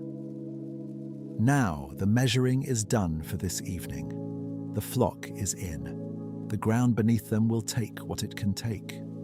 You rest both hands on the crook for a moment and feel the ache settle where it has settled every day before this one. Not sharp, not new, just there. The sort of ache that belongs less to injury than to repetition. The sky lowers another shade. Somewhere far off, a bell may carry from the village or priory if the wind is right. If it does not tell you anything your body has not already learned. Evening has come. The sheep are where they need to be. And you, for a little while longer, remain standing beside them while the light thins and the field gives up the day. With the fold closed, the work grows quieter, but it does not quite end. Evening in a shepherd's life is not a clean shutting of one door and opening of another. It lingers, it checks itself. It returns over the same ground in smaller motions. A day's labor with sheep has a way of finishing twice. Once when the flock is enclosed, and again when your mind finally believes it. So you count once more.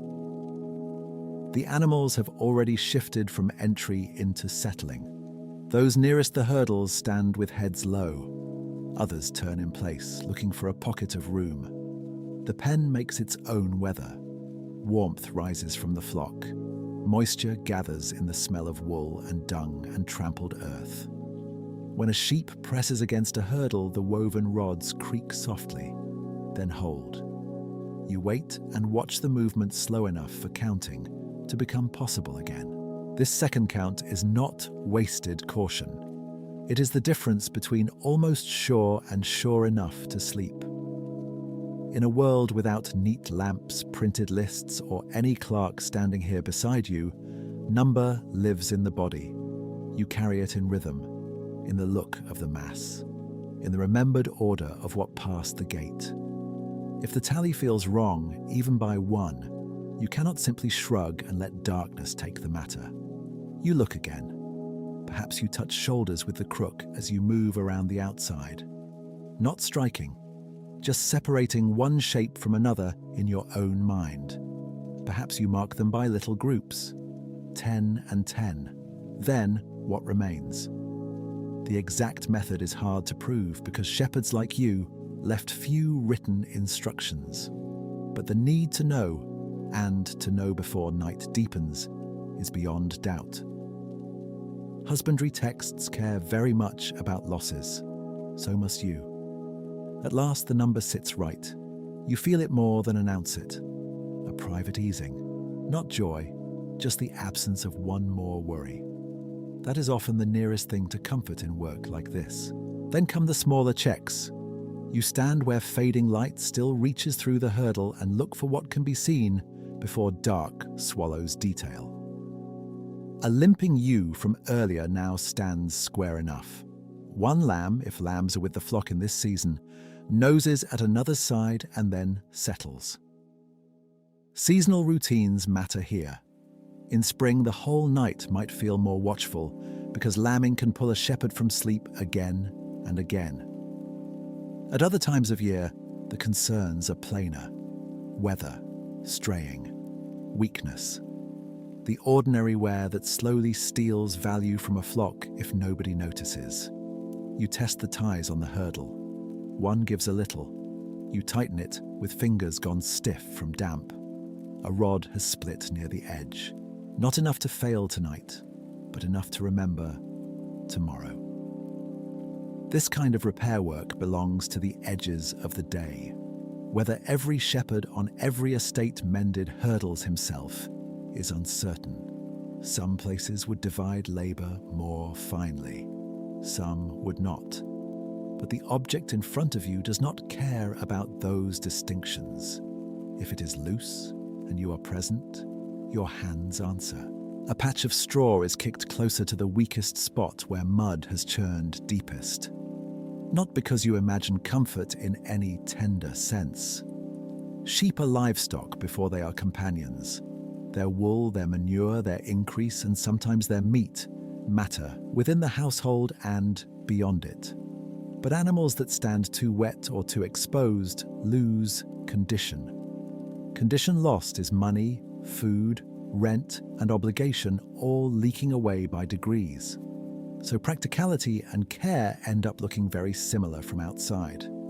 From very far away, this fold would be almost nothing. A dark, low shape in a field. One man beside it, perhaps. A dog, perhaps. No banner, no bright fire, no event worthy of chronicle. And yet, the quiet pen sits inside a much larger world. Wool from flocks like this feeds local spinning and also, in the reign of Edward III, belongs to a trade watched by custom and tax. Great sacks of wool leaving ports are far from your muddy boots tonight, but not so far that the kingdom forgets what sheep are worth. Even a humble flock lives under that larger weight, whether you name it or not. Still, what presses on you now is not the king. it is weather. The air has turned cooler with the falling light. Damp comes up from the soil and through your shoes. If rain sets in hard, the night will be longer in the mind, even if you remain under a roof. You look at the clouds as best you can in the dimness. Their shape matters less than their promise. More wet, perhaps, more wind, or perhaps only another ordinary dark. A bell carries faintly. Canonical hours order the church's life with more care than yours, but sound travels over fields and lets village labor lean loosely against sacred time. You do not need precision. No mechanical clock waits in your hand. You have light, chill, habit, hunger, and the distance still left to walk. That is enough to tell the hour well enough. So you begin to leave, though leaving is never complete. A shepherd carries the fold away in his head. You look back after 3 steps, then again after 10. The pen remains where you made it, a low square against the darkening field. The sheep inside are no longer separate animals to the eye. They are one dim, breathing shape. If you serve a lord, monastery, or larger tenant, there may be someone to report to later if a number was wrong or an animal seemed poor. If you work within a smaller household, the report is shorter and closer to the hearth. In either case, your status sits plainly in the work. Shepherds are often not independent masters of broad wool fortunes. Many are servants or labouring people paid in some mix of food, cloth, shelter, small cash, and custom. The flock is precious, but it is not usually yours. Your task is guardianship more than ownership. Long responsibility without much authority. That too is part of the weariness. The crook feels heavier on the walk back than it did at dawn, though the wood has not changed. Your shoulders know the difference. So do your knees. Every gateway, rut and slope seems to hold you a moment longer than before. Behind you, the fold has already become part of the night's work of the land. The sheep stand, lie, shift, breathe, and manure the field that will later bear grain. Quiet animals in darkness doing unseen labor by simply remaining where they were put. That thought is as close to an ending as this day allows. Not a grand finish, just a closing of small duties in the order they arrive. The count is right, the ties are firm enough, the flock is enclosed, the field is being fed, and you walk away through the dim, carrying numbers, weather, and tomorrow together, while the night settles over the hurdles one soft layer at a time. By the time you are indoors again, the night has already narrowed to the space of a bench, a hearth, and the few things that still need doing before sleep. The field keeps working without you now. The sheep stand behind hurdles on the arable ground, feeding the soil in the dark. Your own work changes shape. Less walking, more remembering. A day like this is quiet, but it is not separate from money. It does not feel like money while you are out in the damp, staring at the backs of sheep and nudging them from one patch of rough grass to another. It feels like mud on the ferrule of the crook. It feels like wet wool smell in your hood. It feels like counting until the numbers lose all pride and become only habit. But the flock is worth something well beyond the field. Not only in lambs or milk in some places, or in the old mutton that may one day come from a culled animal. Above all, in England in the late 13th century, the wool matters. You do not need to see a ship to be tied to one. You do not need to stand in a market town to be counted in its traffic. Somewhere beyond your village, beyond the next road, and beyond the abbey granges and manor stores, fleeces travel. They are weighed, bundled, sold, taxed, and sent onward. Men who never set foot in this field care very much whether sheep live, feed, fatten, and carry good wool. Kings notice wool because wool can be taxed. Lords notice wool because wool can be sold. Monasteries notice wool because large flocks can support many other needs. And so your day, which seems to contain only weather and patience, rests inside a much larger arrangement. Still, what reaches you is not grandeur. It is wages if you are lucky enough to have them plainly set.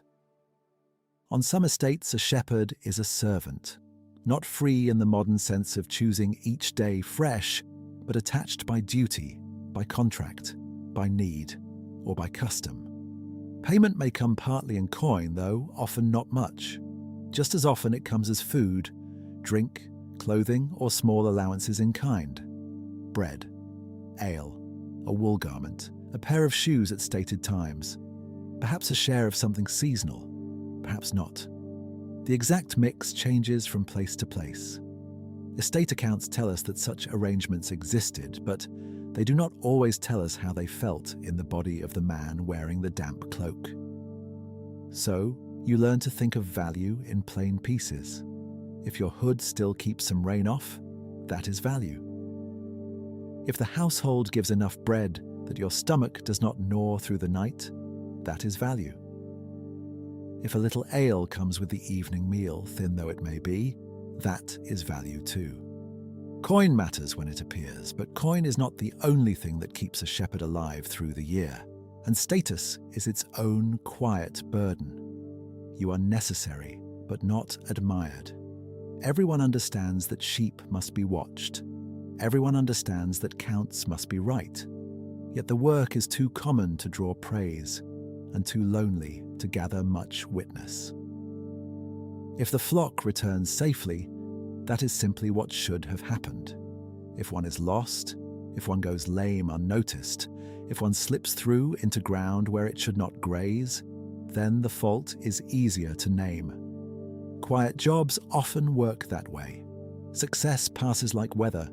Failure leaves a mark, perhaps a reeve, a bailiff, a master shepherd, or the head of a household may ask after the number. Perhaps there is little talk at all. A nod, a short answer. So many head brought in. One weaker than yesterday, one troublesome ewe. Grass poorer on the lower patch after the rain. These are the sorts of reports that belong to your trade. They are not speeches. They are scraps of useful truth, passed from one tired mouth to another, in a room that smells faintly of smoke and wool. Even taxes, which live far above you, come down in this softened way. The king's customs on wool do not arrive as a royal voice in the doorway. They arrive through pressure in the whole chain, through lordship, through estate management, through the steady wish that flocks do well and losses stay low. You may never speak of export duties. You may never hear the word customs at all. But you still live inside their consequences. The flock must be counted because value must be guarded. The fold must be set because manure must enrich the field that supports next year's grain. The sheep must stay healthy because wool, lambs and dung all join one economy, however little of that economy ends in your own hand. This is one of the quieter truths of the work. You spend the day nearly alone, yet you are never acting alone. Custom shapes where you may walk. The Lord's interest shapes what must be watched. The village fields shape where the fold is moved. Distant buyers shape in some removed and unseen manner how much care hangs upon each fleece. Even the crook in your hand, smoothed by use and darkened by smoke, belongs not only to your grip, but to a whole order of labour beyond it. By the hearth, none of this needs saying in grand language. The loaf is cut, the bowl is scraped. Someone stretches sore legs towards the warmth. Someone coughs. Someone shakes out a damp sleeve. Outside, the flock is standing on tomorrow's fertility. Inside, you sit with the smaller reward of having brought the number in whole. That may be the closest thing to profit you are allowed to feel. Not wealth, not triumph, only the low, plain comfort that tonight, at least, the work has not gone badly. The sheep are enclosed, their wool still grows where it should, The field is being fed, and the people above you in the long chain of ownership, rent, custom, and tax have for one more night no fresh reason to complain. The fire settles, talk thins. The room grows quieter again. In that quiet, value returns to its simplest form. Dry feet, if you can get them. Warm hands for a little while. Food heavy enough to dull the emptiness. And one ordinary day's labor exchanged for the chance to do the same tomorrow. As the room settles and the last useful light from the hearth begins to lower, your place in the village comes into focus in the same modest way that everything else in this life does. Not by title, not by ceremony, by where you sit, what you are expected to do, and how early you must rise to do it again. A shepherd may be many things in 1295, depending on place. On one manor, you may be a servant working directly for a lord or for the officers who manage his land. On another holding, you may answer to a large tenant. At a monastic estate, the flock may belong to a religious house whose written records survive better than your own name ever will. In some villages, flocks may be watched in arrangements that serve several holdings together, though the exact pattern changes by region and custom. That part must be spoken softly, because the records are uneven. Historians often see the institution more clearly than the tired person inside it. But wherever you stand within that order, your place is low and close to necessity. You are not the one setting rents. You are not the one measuring the Lord's profit in a written roll. You are not the one deciding which strip of land lies where in the open field. You are the one whose feet learn every damp hollow, every thorn edge, every weak place in the hurdle, every sheep that hangs back half a pace too long. Knowledge sits in your legs more than in ink. That kind of knowing is easy to overlook because it looks so ordinary. A stranger might say that a shepherd only follows animals, but following is not all you do. You read drift. You notice when grazing sounds change. You hear when feeding becomes restlessness. You watch the weather before the weather fully arrives. You keep sheep off crops not by force alone, but by patience, by angle, by standing in the right place before wandering becomes trespass. Nothing about this is dramatic. It is repeated judgment made so often that it nearly disappears into habit, and habit shapes your body as surely as weather does. The shoulder leans a little to the crook. The hand closes around polished wood without thought. The eyes lower and lift all day, from ground to flock, from flock to cloud, from cloud to boundary, and back again. Damp enters the boots. Wind finds the gap at the neck. The work leaves no shining mark of skill to hang on a wall. Its proof is negative. No sheep in the barley, no missing ewe, no broken count, no needless panic by dusk. At home, if home is truly yours and not simply a corner of another man's household, the work does not end with the field. A wife, children, parents, or other kin may share the burden of keeping life together, though the exact division is not always clear in the evidence. Food must still be prepared. Clothes must still be dried, patched, and turned back into use. Small wool tasks may wait indoors at another season. A child may be old enough to carry a little, fetch a little, watch a little. A woman in the household may carry more of the unseen labor than any account roll bothers to notice. Medieval work spreads itself that way. The field is only the part most exposed to rain, and if you are instead lodged as a servant among other workers, family may mean the people on the bench beside you, at least for the hours between dark and sleep. Shared bread, shared heat, shared silence. The comfort is limited, but it is real. Rural life in this century is crowded when indoors and lonely when outdoors. You move between the two without expecting either to become easy. There is church in this life as well, though not always in the neat shape of attending every office. The bells mark time across distance. Feast days alter labour when they can. Prayer may be public, household, half-muttered, or only folded into the rhythm of familiar words. A shepherd on open pasture cannot live by clock faces, because there are none. Time comes by light, by custom, by the bell if the wind carries it, by the hunger in the middle of the day, by the turn toward home before dark. Religion lives there too, not always as a grand event, but as part of the ordering of hours. It is tempting, from far away, to make a life like this picturesque. A man with a crook beneath a wide sky, sheep moving like pale stones across the hill, smoke in the distance, bell in the air. All of that may be true, but the truer part is smaller. Cold knees, wet hem, bread gone stale by noon. The same count said again and again so that one missing body does not become tomorrow's accusation. The beauty, if there is beauty, comes thinly mixed with obligation. That is why this place in the world feels so quiet and so heavy at once. You are close to animals, close to weather, close to the land that must feed grain as well as grazing mouths. And yet, you are also close to rules. Rights on the common. Limits after harvest. Boundaries of meadow and waste. Expectations from above.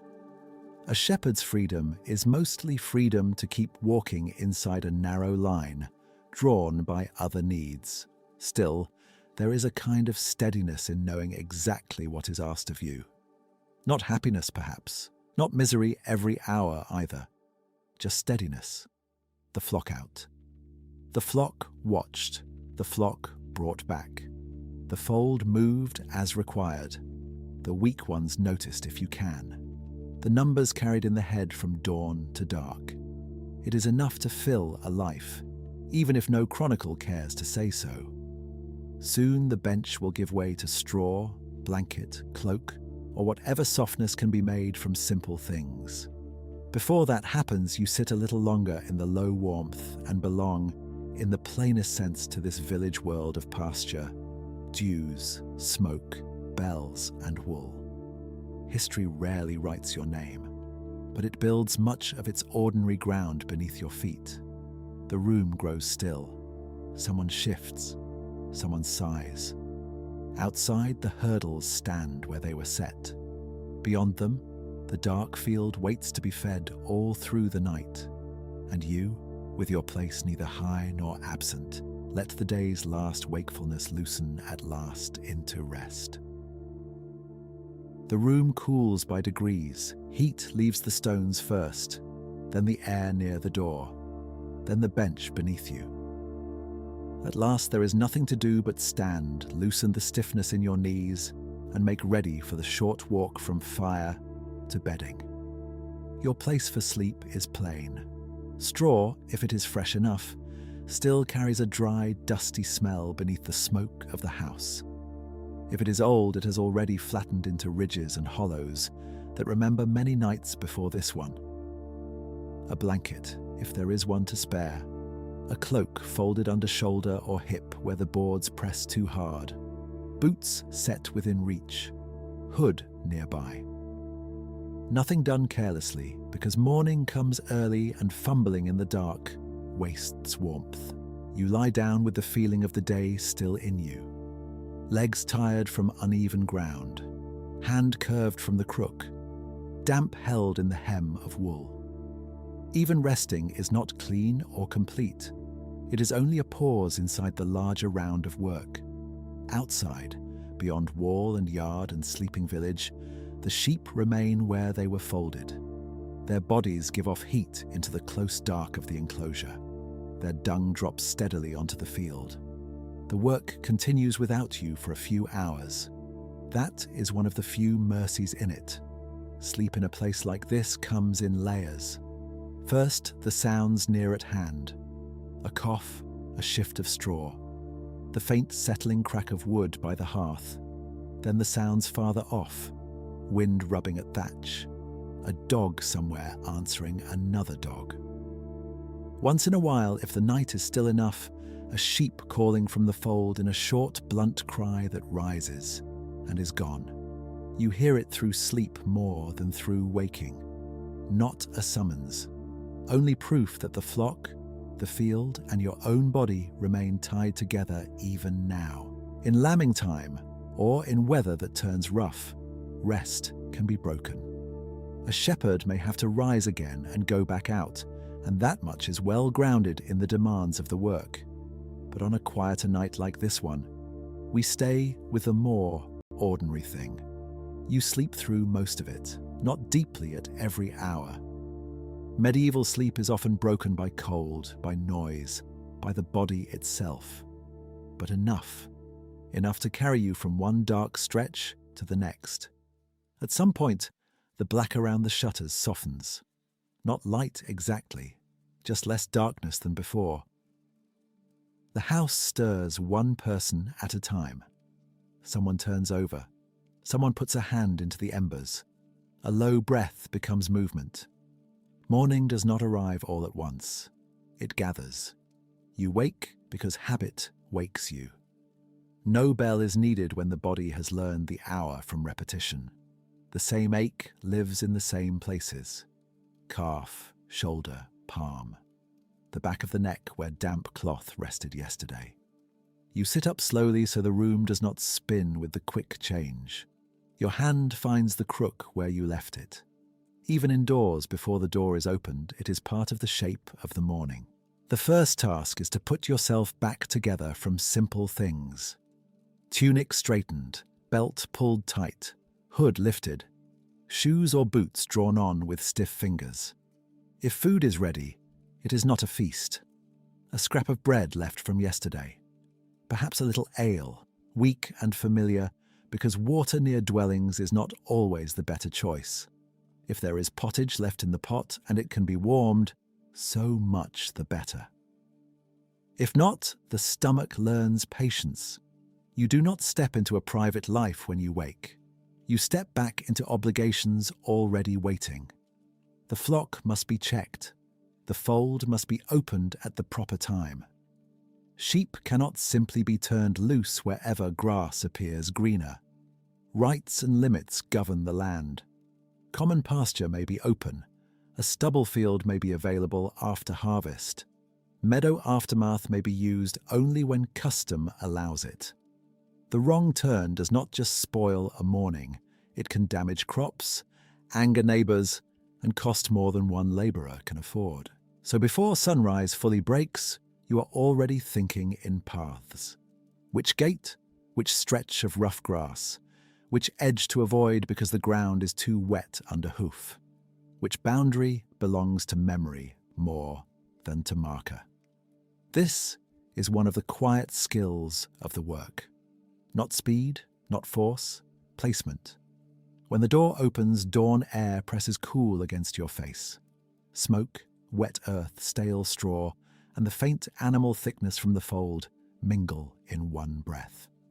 The village is still half held by sleep, yet work has begun again all the same. You walk out with your crook tapping the ground in the old steady rhythm, and the day, almost identical to the last one, begins its slow turning once more. The fold waits where you left it, dark against darker ground. Hurdles stand in a rough line, their woven faces beaded with moisture. The field beneath them is already marked by the night's work. Hoofprints, droppings, flattened patches where bodies pressed close for warmth. This is not waste in the careless sense. It is one reason the flock was set here at all. By morning, the arable ground has taken another thin payment from the sheep, and later grain may answer it. You pause before touching anything. Counting begins with stillness. A shepherd learns to look before moving. If the shape of the flock feels wrong, the eye often knows it before numbers do. Too much space in one corner. Heads held in an odd direction. A sheep still lying when the others have begun to shift. The work of watching starts again in silence. Then the gate section of hurdle is eased aside. Not swung because there is nothing so grand here. Lift, angle, set down carefully so the weave does not catch and split. Hurdles travel, weather, loosen, and break. Their ties fail. Their rods warp. Mending them is a common enough need, though on some estates such repair may have been shared with other hands, rather than left always to the shepherd alone. Here, in the plain rhythm of the morning, you note which binding has slackened and tell yourself to tighten it later if the day gives room. The sheep do not pour out in a clean stream. They hesitate, press, breathe against one another. Then the first animal commits to the opening, and the rest follow with that curious mixture of caution and blind agreement that makes a flock easy and difficult at once. Wool brushes woven wood, small hooves strike damp soil. The sound is soft, repetitive, almost like handfuls of dry grain poured more slowly than you would expect. You count as they pass, not with drama, not even always aloud, by habit, by batches held in the mind. The number matters. Loss in the night is serious whether caused by straying, sickness, theft, or some lesser mishap. In some parts of England, fear of wolves had grown less common by this time than in earlier centuries, though that varies by place, and is not the worry we need to make central here. More often, the ordinary threats are enough. A loosened hurdle, a weak animal gone down, a dog where dogs should not be. A human hand that decides another man's sheep can become its own before dawn. One ewe comes through limping slightly. You let her pass, then catch her with the crook at the neck, gently enough to stop, firmly enough not to lose her in the flow. The crook is a plain tool, useful for walking and for handling, nothing ceremonial about it. You bend, feel for heat, look for a stone caught near the hoof, a cut, swelling, or nothing obvious at all. Often there is no cure ready to hand in the field at this hour, only notice. A limp remembered. A sheep watched more closely through the day. She moves on. The count resumes, heads lower, ears twitch. Breath smokes faintly in the morning cold. If a dog works with you, and that is plausible though the exact methods are hard to recover clearly for $12.95, it waits close and low, helping more by presence than by clever display. No whistles that ring across a modern hillside. No polished routine for an audience. Just another living creature reading yours.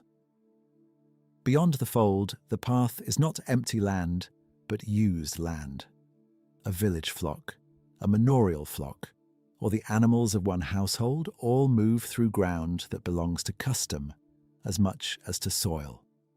You guide them away from sown strips, away from a hedge edge where browsing would bring complaint, past a muddy gate where they bunch and try your patience. The morning's first labour is often no more exciting than persuading sheep to continue being sheep in the correct direction. That direction changes with season. In autumn or after harvest, there may be stubble to use.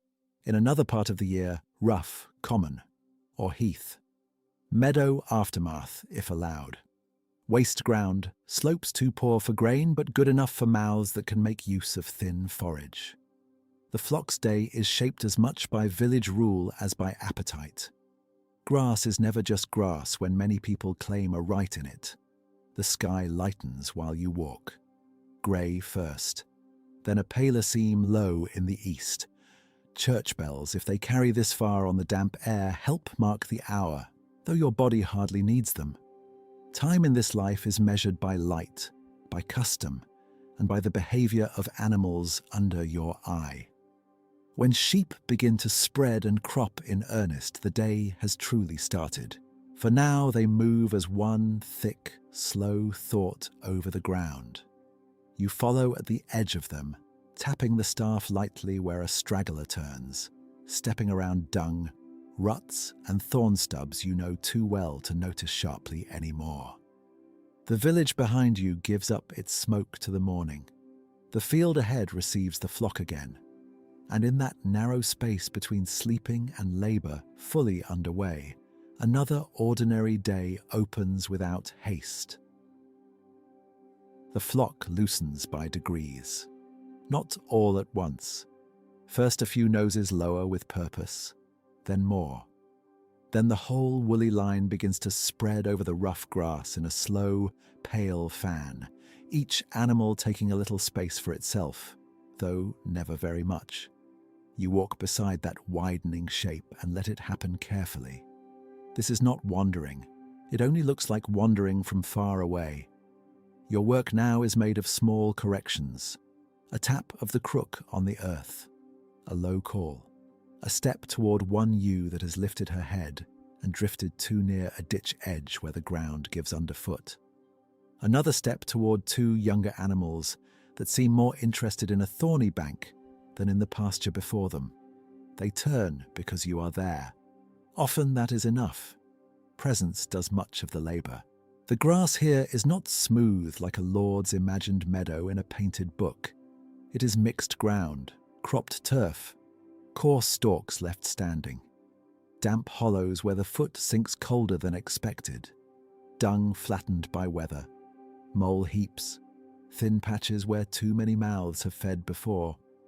Sheep know this ground well, but they still need guiding because hunger takes them forward without thought for rights, ridges, or the temper of neighbors. That too belongs to the work. The flock cannot simply go where it pleases. Common pasture is common, but not endless and not free of rules. Some places are open by local custom, some are not. Some strips of harvested ground may be grazed after the crop is in. Some must wait. A hedge line is not only a hedge line, it is an argument avoided if you keep your animals where they ought to be. So, you watch the edges more than the middle. From time to time, you count without seeming to count. Not always one by one in neat numbers, because bodies shift and overlap and lower their heads. Instead, you learn the proper fullness of the flock before your eyes. You know whether the group looks thick enough. You know whether a gap has opened where no gap should be. Then, when doubt stirs, you count more closely. One cluster, then another, then the lagging few. This sort of attention is tiring in a quiet way. Nothing dramatic happens. That is why attention must not sleep. A sheep coughs. Another stamps once, annoyed by wet ground or a fly or nothing at all. Wool brushes wool. Teeth tear steadily at grass. It is a plain sound, that tearing. Soft. Dry when the stems are coarse. Damp when dew still clings below.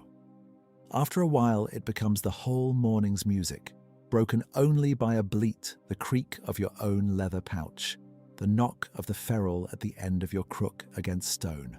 If a dog is with you today, it works mostly by being near, just as you do. Historians know dogs belong to this world, but the exact training and commands of an English shepherd in 1295 are less certain than the image itself. So in this quiet reconstruction, the animal stays plausible and plain. It pads a little to one side. It watches where you watch. It need not perform clever turns every moment. Most of the time, sheep are kept by patience, not spectacle. A weaker ewe begins to fall behind. Not greatly, only enough for your eye to catch the difference. You walk back and stand near her while she lowers her head again. Sometimes weakness means little. Sometimes it means the start of trouble. Shepherding is full of these half signs. You are expected to notice them before they become losses. Lameness, listlessness, strange stillness, a body too slow to rise. Estate texts and husbandry advice care about such things because each missed sign can become dead value. Lost wool, lost lambs, lost trust, and trust matters, even if your place in the village is modest. If you serve a lord, a monastery, or a substantial tenant, the flock is not merely company on the hillside. It is counted wealth. If you keep watch over a shared village flock, the matter grows no less delicate. Other households sleep easier because these animals are under your eye rather than theirs. Their rights in pasture, their wool, their dung for the fields, their future lambs, all move in this slow cloud ahead of you. Quiet work carries many other people's needs. The sun, such as it is, climbs higher behind pale cover. The damp begins to lift from the upper grass, though your boots and hem stay dark. Somewhere behind you, far beyond the field, another bell travels thinly through the air. It does not tell you a numbered hour. It simply reminds the body that morning is advancing. The sheep know it too in their own way. Their first hunger has sharpened into a steadier feeding. They spread, pause, crop, step, crop again. You drift with them. You turn one back from a boundary. You wait. You listen. You walk on at the edge of this moving, chewing whiteness, and let the long, ordinary labor of keeping them where they belong fill the day without hurry. By the time the flock has fed its first sharp hunger away, the movement grows slower and less united. That is often when a problem shows itself. Not a calamity. Only the sort of thing that asks for your hands, because the day would become troublesome if you ignored it. At the edge of the ground, where a rough boundary meets a place used before for folding, one of the portable hurdles leans wrong. You noticed it earlier in passing. Now, with the sheep settled enough to crop under watch, you go nearer and see the fault properly. One tie has worked loose. A woven rod is cracked where pressure and wet have weakened it. The whole panel does not lie flat, but it no longer stands true either. Left so, it invites pushing. Sheep are not bold in the manner of stories, yet a weak place asks to be tested by noses, shoulders, and accident. You plant the crook in the earth and press the hurdle with both hands. It gives a little, with the tired complaint of old wicker. Wattle panels are useful because they can be moved, set in a line, and remade as needed. They are also always on the edge of wearing out. Rain swells them. Dry weather loosens them. Repeated lifting strains the joints. Whether this exact repair would belong to you on every estate is not certain. On some holdings, another labourer might mend such things. But the task itself belongs naturally to this world, and today it belongs to your morning. You look back at the flock before beginning. They are close enough. Heads down. A few lift, then lower again. If there is a dog, it lies or stands where it can hold the line by mere presence. If there is no dog, then your own eye must do all the holding. Either way, work done at a boundary is never fully separate from watching. You mend and keep count at once. From your pouch or from a nearby bundle left for such uses, you take a strip of tie material, perhaps leather, perhaps twisted fibre, perhaps something plain and local that serves because it is at hand. Medieval tools are often less tidy than museum labels suggest. A knife helps trim an end. Your fingers, already stiff from damp, work the tie through a gap in the woven rods and around the upright where the old fastening slipped. Pull, thread, twist, pull again. It is fiddling work rather than hard work. The sort that pinches the fingertips and asks for patience. The cracked rod is harder to improve. You cannot make old wood young, but you can ease the weakness. A thin withy, a fresh rod, or even a better positioned binding may keep the panel serviceable for now. Serviceable is enough. Much of medieval labour rests on that word, even when no one says it aloud. Not perfect, not new, not handsome, simply able to do another day of use. As you work, you notice how the hurdle smells.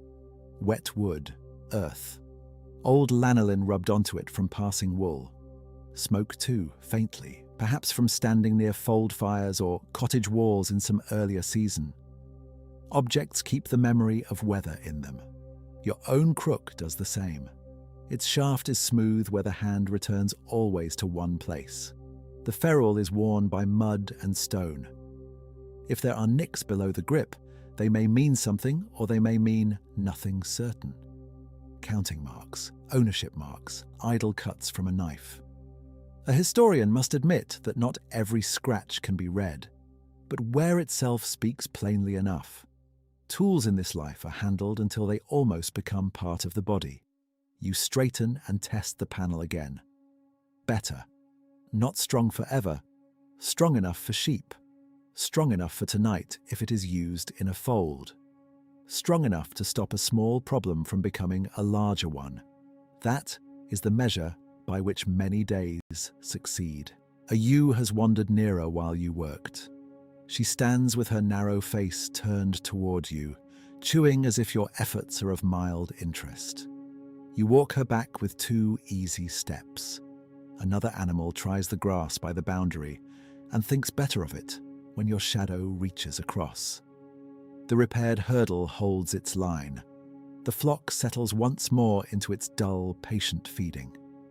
Now that your hands have been busy, the stillness feels deeper. The breeze moves over the grass in a low stroke. Cloud cover thickens, then thins. Weather is never absent from shepherding. It presses on every choice. Rain can spoil comfort, soften ground, and alter where the flock should stand. Wind can drive them tighter together or turn them restless. Even when the sky looks harmless, part of your mind keeps measuring it. Not in grand forecasts, only in practical questions. Is the damp lifting? Is the ground worsening? How long can you stay here before turning toward firmer going? For the moment, there is no need to hurry them. That is one of the quiet skills of the work. Animals driven too often waste themselves and you with them. Better to let them take what the ground offers while it remains right to do so. So, you retrieve the crook, give the mended panel one last push, and return to your place at the side of the flock. The morning has not changed in any dramatic way. There is only one loose tie less than before. One weak panel standing a little straighter. One shepherd walking back across rough grass while sheep feed with patient mouths to the earth. Yet this, too, is the day. Maintenance. Delay avoided. Disorder nudged back into line. The kind of labor that leaves almost no trace in writing, though it shaped field after field, season after season. You settle again into the long pace of watching, with damp on your hem and the ordinary world held together by small repairs. You settle again into the side of the flock, and for a while nothing asks much of you beyond staying there. The sheep feed in a loose bend across the pasture, their backs rising and lowering over the rough ground. Heads dip, mouths work. Now and then, one lifts its face with a stem hanging from its lips, looks nowhere in particular, and lowers again. The sound is small and steady, tearing grass, a hoof shifting in damp soil. A brief, soft bleat, answered or ignored. The sun is higher now, though it gives little warmth. It has only thinned the grey. Your feet feel the morning's wet still pressing through the leather. The hem of your cloak is drying in places and staying cold in others. You lean a little on the crook and listen for the bell from the village. It comes faintly, not as a sharp command, more as a reminder that half the day is beginning to gather itself. This is the hour when hunger becomes plain enough to notice. Not dramatic hunger, just the slow hollow that comes from walking since dawn. You do not leave the flock to satisfy it. You only choose a place where you can lower yourself without losing sight of the spread. A patch of slightly higher ground will do. A hummock cropped short by earlier grazing. Dry enough or dry enough by the standards of the day. You sit carefully. Your knees complain first, then accept it. The crook lies across your lap. From your pouch comes the meal you carried out in the morning. Bread, dense and a little stale because bread keeps and softness does not. A piece of cheese wrapped in cloth. Perhaps an onion if the household had one to spare. Some days there might be a little cold pottage thickened enough to travel, but bread is simpler and simplicity suits the field. You eat slowly because there is no reason not to. The bread asks for time. The cheese gives salt and fat enough to matter. If you have ale in a small flask or bottle, it is not festive. It is ordinary, sourish, familiar. Water can be had, but not always clean where animals pass and stand. So weak ale belongs to labour as much as the crook does. You swallow, you watch, you tear off another piece. Even while you eat, counting returns without being invited, not with numbers spoken grandly in the air, but as habit. You know the shape of the flock before you know its sum. Too much white gathered at one edge means drift. A gap means stragglers, or ground that has pulled them apart. A single sheep standing still too long catches your eye before any reckoning does. This one is only resting its jaw. That one has found a sweeter patch. Another turns broadside and you mark the set of its legs just to be sure. Close watching is part of the work, though no one looking from far off would call it labour. A lord's account or a manor court rule may speak more clearly about numbers, dues, wool, rights of pasture, and fines for trespass than about this quiet business of noticing. Yet noticing is what keeps the larger claims from leaking away. Wool has its customs and markets somewhere beyond your field.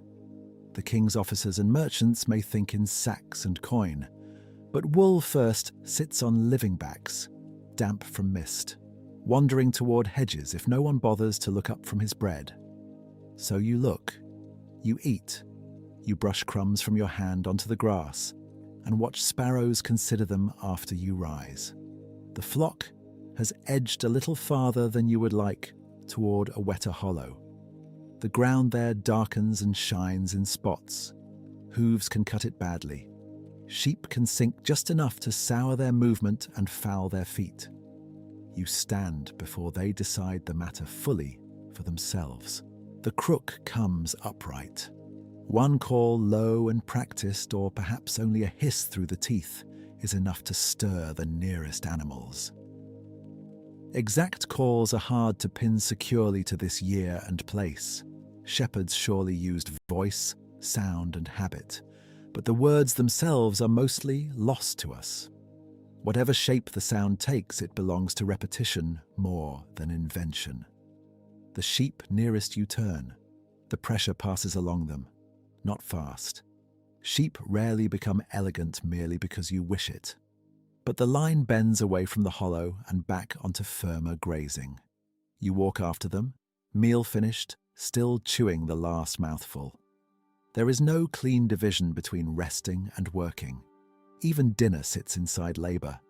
Even stillness is partial. If you serve a manor, a monastery, or a large tenant, your time is not quite your own. If the flock is pooled under local custom, watched on behalf of several households, then more than one family depends on these patient backs remaining where they should.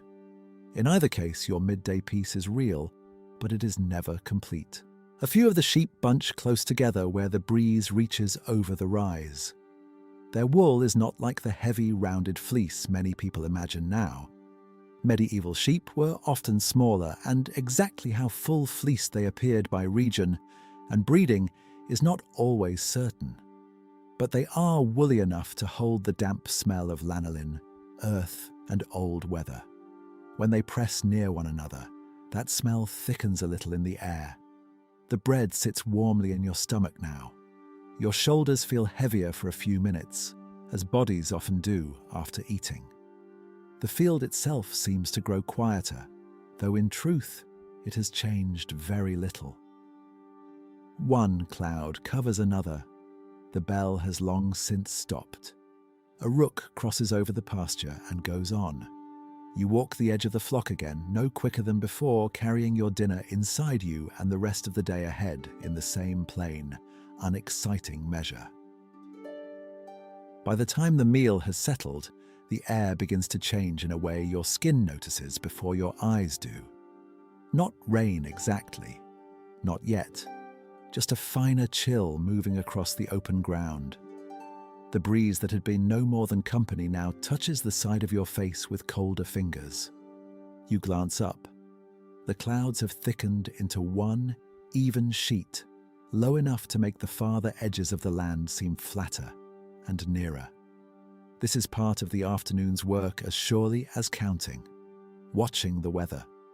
Not because every cloud brings trouble, but because sheep and ground answer weather quickly. A drizzle can turn easy grazing into a slow drag through mud. A damp wind can set the flock bunching where they should spread. Poor visibility can hide a weak animal until it lags too far behind. In harsher seasons, the risks grow sharper, but even on a day like this, mild enough by comparison, the weather keeps a hand on every decision. You angle the flock towards slightly higher pasture.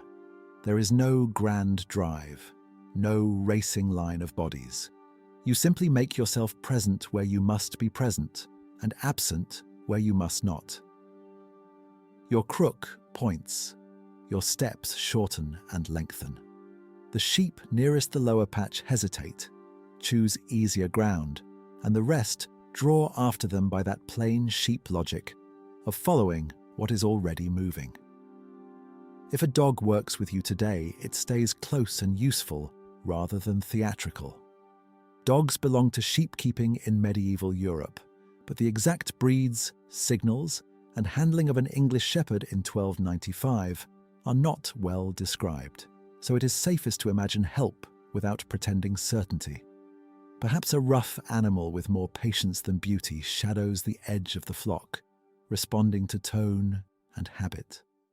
Perhaps there is no dog at all, and only your own legs close the drifting gaps. Either way, the labor remains slow. The first moisture reaches you as separate touches, a darkening bead on the crook, a cool spot on the sleeve, a smell lifting from the soil that is half clean and half animal. The sheep feel it too. Their grazing changes. It does not stop, but it shortens. Heads come up a little more often. The spread draws in. Wet wool carries weather differently than dry wool. It holds the sky. You do not hurry them merely because the drizzle has begun. Haste tires sheep, unsettles them, and spoils ground where a steadier pace would do less harm. So you choose patience. This may not sound like a decision to anyone sitting by a fire and thinking of shepherding as simple wandering, but patience is often the skill. To move too late is one kind of fault. To move too hard is another. Ahead lies a strip of firmer turf near a thorn edge, land a little raised, cropped short, and less ready to turn to paste under many hooves. You guide them there by degrees. A few resist only because grass is still grass where they stand. You step wider. You tap the earth once with the ferrule of the crook.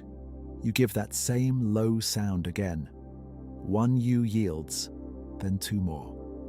The turn passes outward in a small, slow wave. Once they reach the better ground, the flock settles into a tighter shape than before.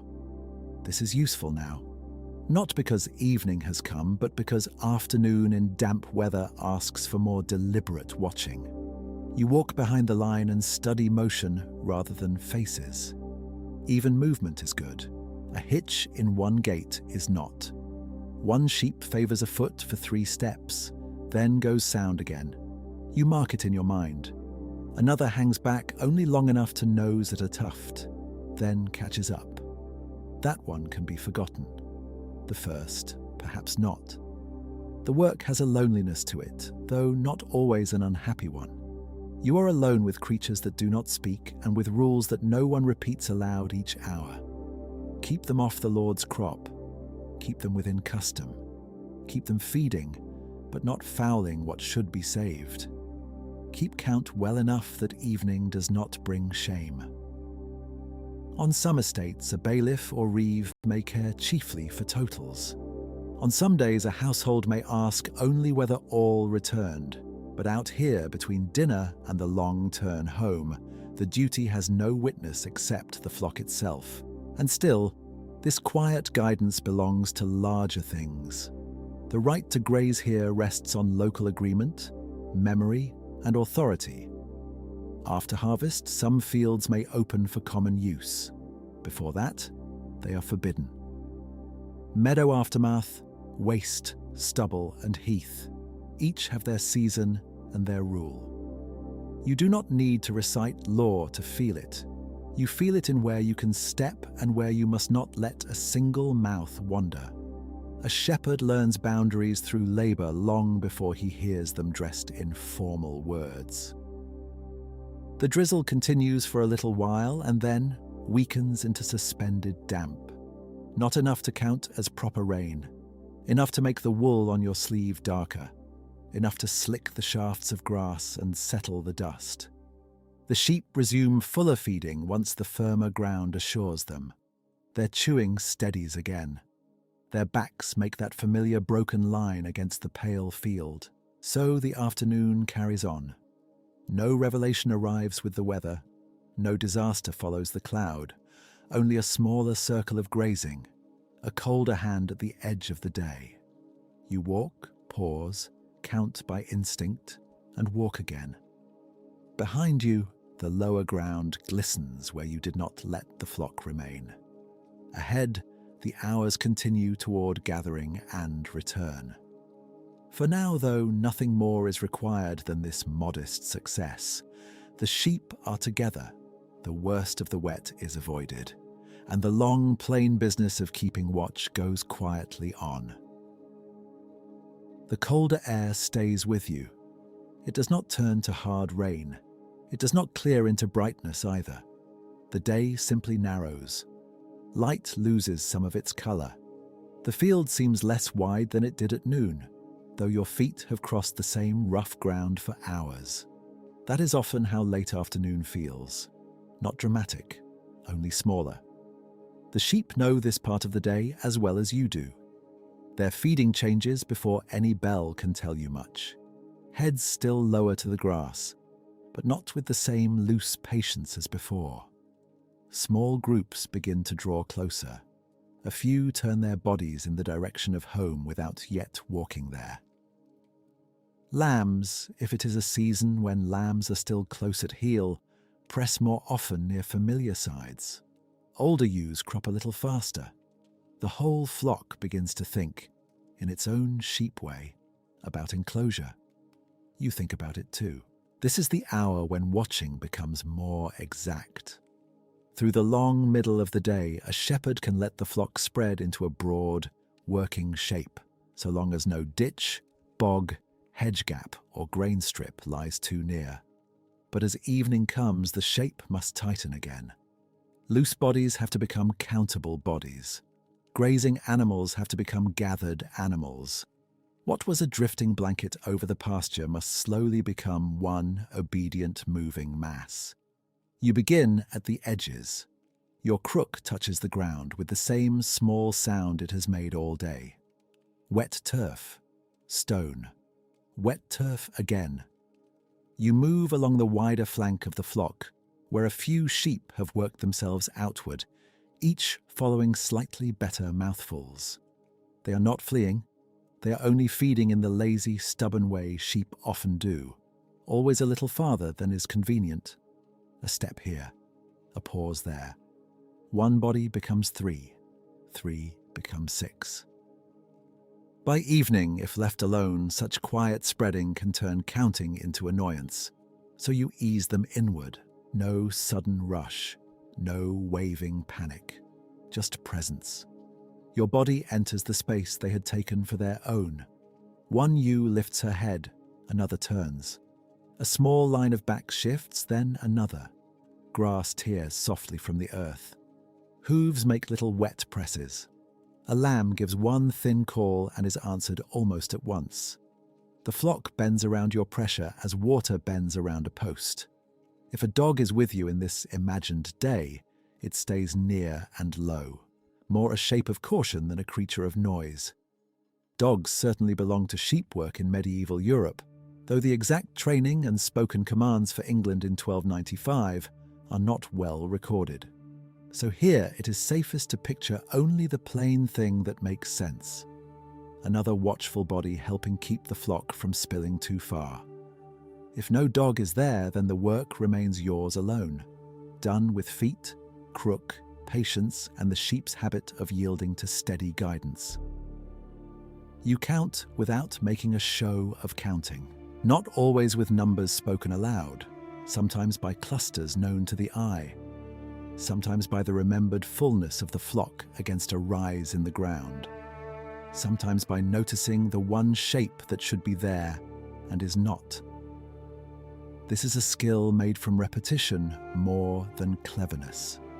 Estate records and husbandry texts show the importance of watching for loss, weakness, and stray animals, but they do not preserve the feeling of the thing. That part has to be reconstructed from practice.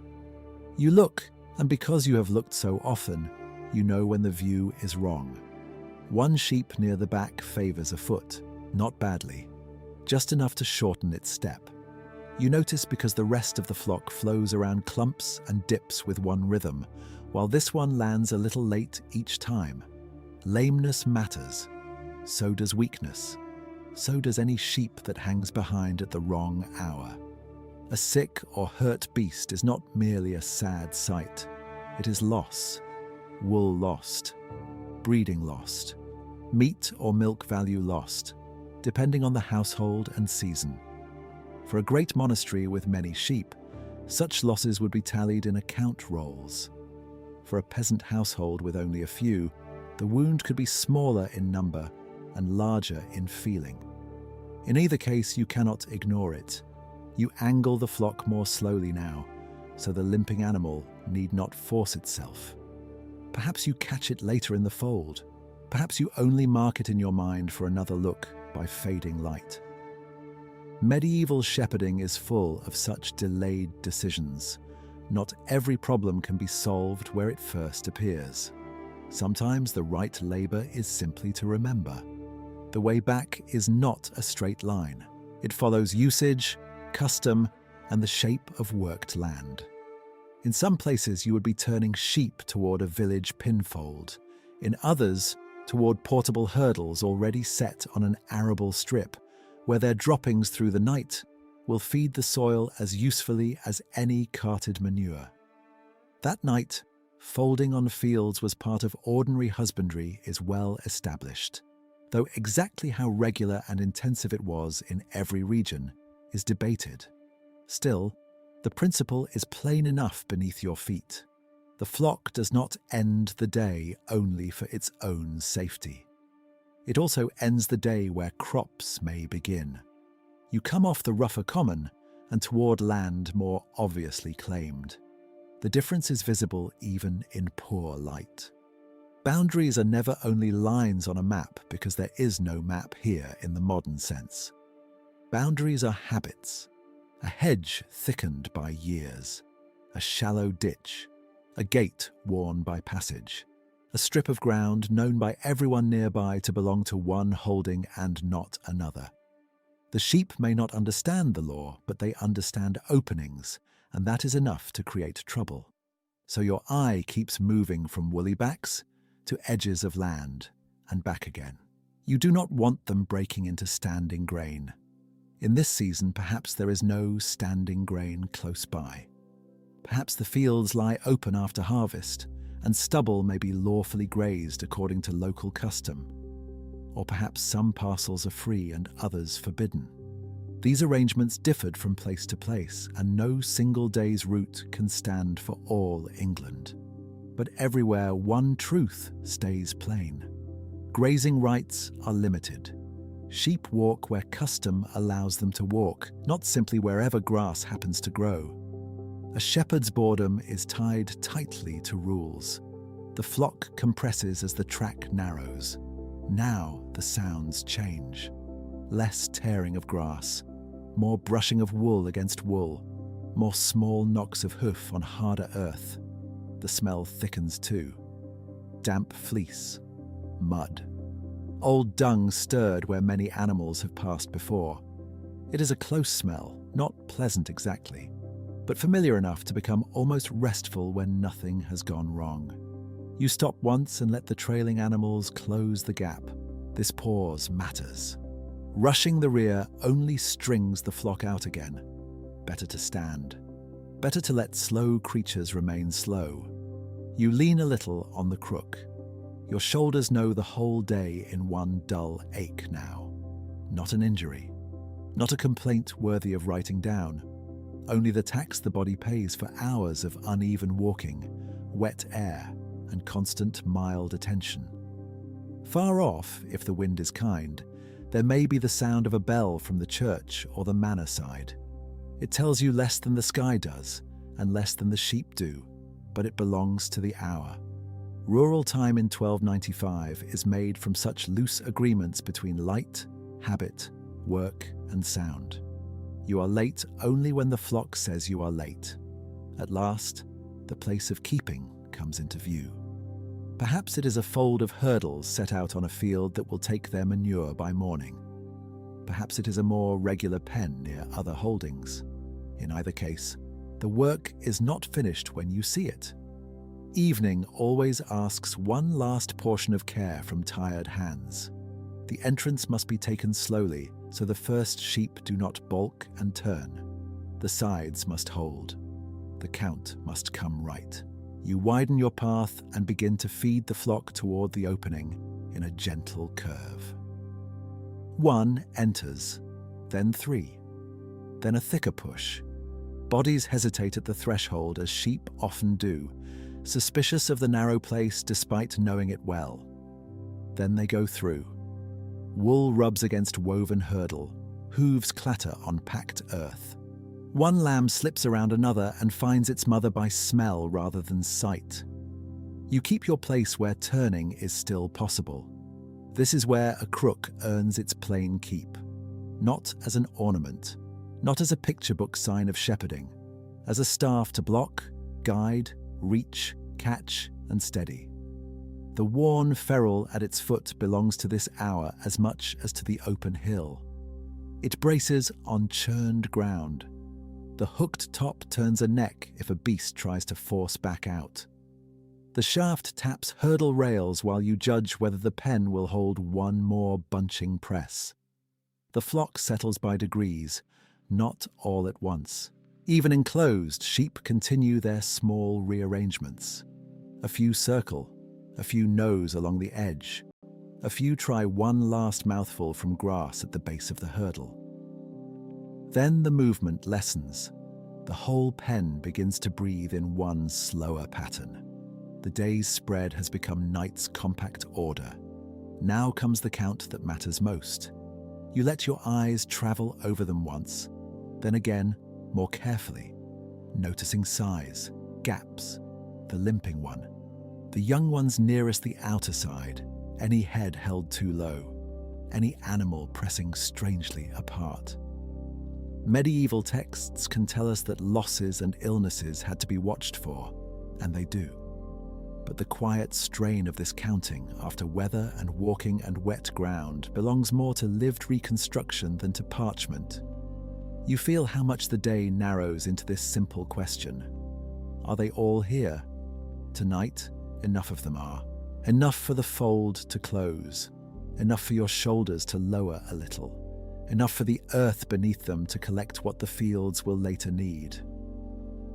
Enough for another ordinary day to have done its plain work. No triumph comes with that knowledge. No applause. Only a latch settled into place, a final glance along the hurdle line, and the slow beginning of evening beyond the pen. The sheep shift once more in the fading light. Then they quiet, and you remain a moment longer, listening to that enclosed rustling which means, for now, that the day has held together. The sheep settle first. Their movement inside the fold grows smaller with the light. What was a shifting mass a little while ago becomes a low, shared breathing. A hoof knocks once against a hurdle. Another answers somewhere deeper in the pen. Then even that fades. The field keeps them now. The wattled sides hold. The latch remains where you left it. there is nothing more to do with your hands. So at last, you turn away. The path home feels longer in the evening than it did at dawn, though the ground is the same. Mud clings more heavily now. Your legs know the miles in a plain, dull way. Not pain exactly, more a steady, used feeling, as if the day has rubbed itself into your knees and ankles and lower back. The crook rests against your shoulder. Its wood is smooth where your palm has held it for years, or for seasons at least. The ferrule taps stone now and then when the track hardens. Then it sinks softly again where the lane turns to earth. Behind you, the sheep are not gone from your mind simply because they are out of sight. They rarely are. Even as you walk away, some part of your thought stays by the fold, counting again without meaning to. Enough ewes, enough lambs, if it is that season. No obvious limper left unmarked in memory. No gap wide enough for an easy drift. No corner that looked weak in the dark. This is how the work follows you. Not loudly, not tragically, just steadily, like damp in wool. Smoke begins to show ahead of you before the houses do. It hangs low in the cooling air, a thin brown smell from hearths being stirred back to life for the evening meal. Then come the first shapes of the village or the manor buildings, depending on where you belong in this arrangement of land and service. A cottage wall, a byre roof, the darker outline of a barn, a dog barking once, then losing interest, a child called indoors, wooden vessels knocked together somewhere out of sight.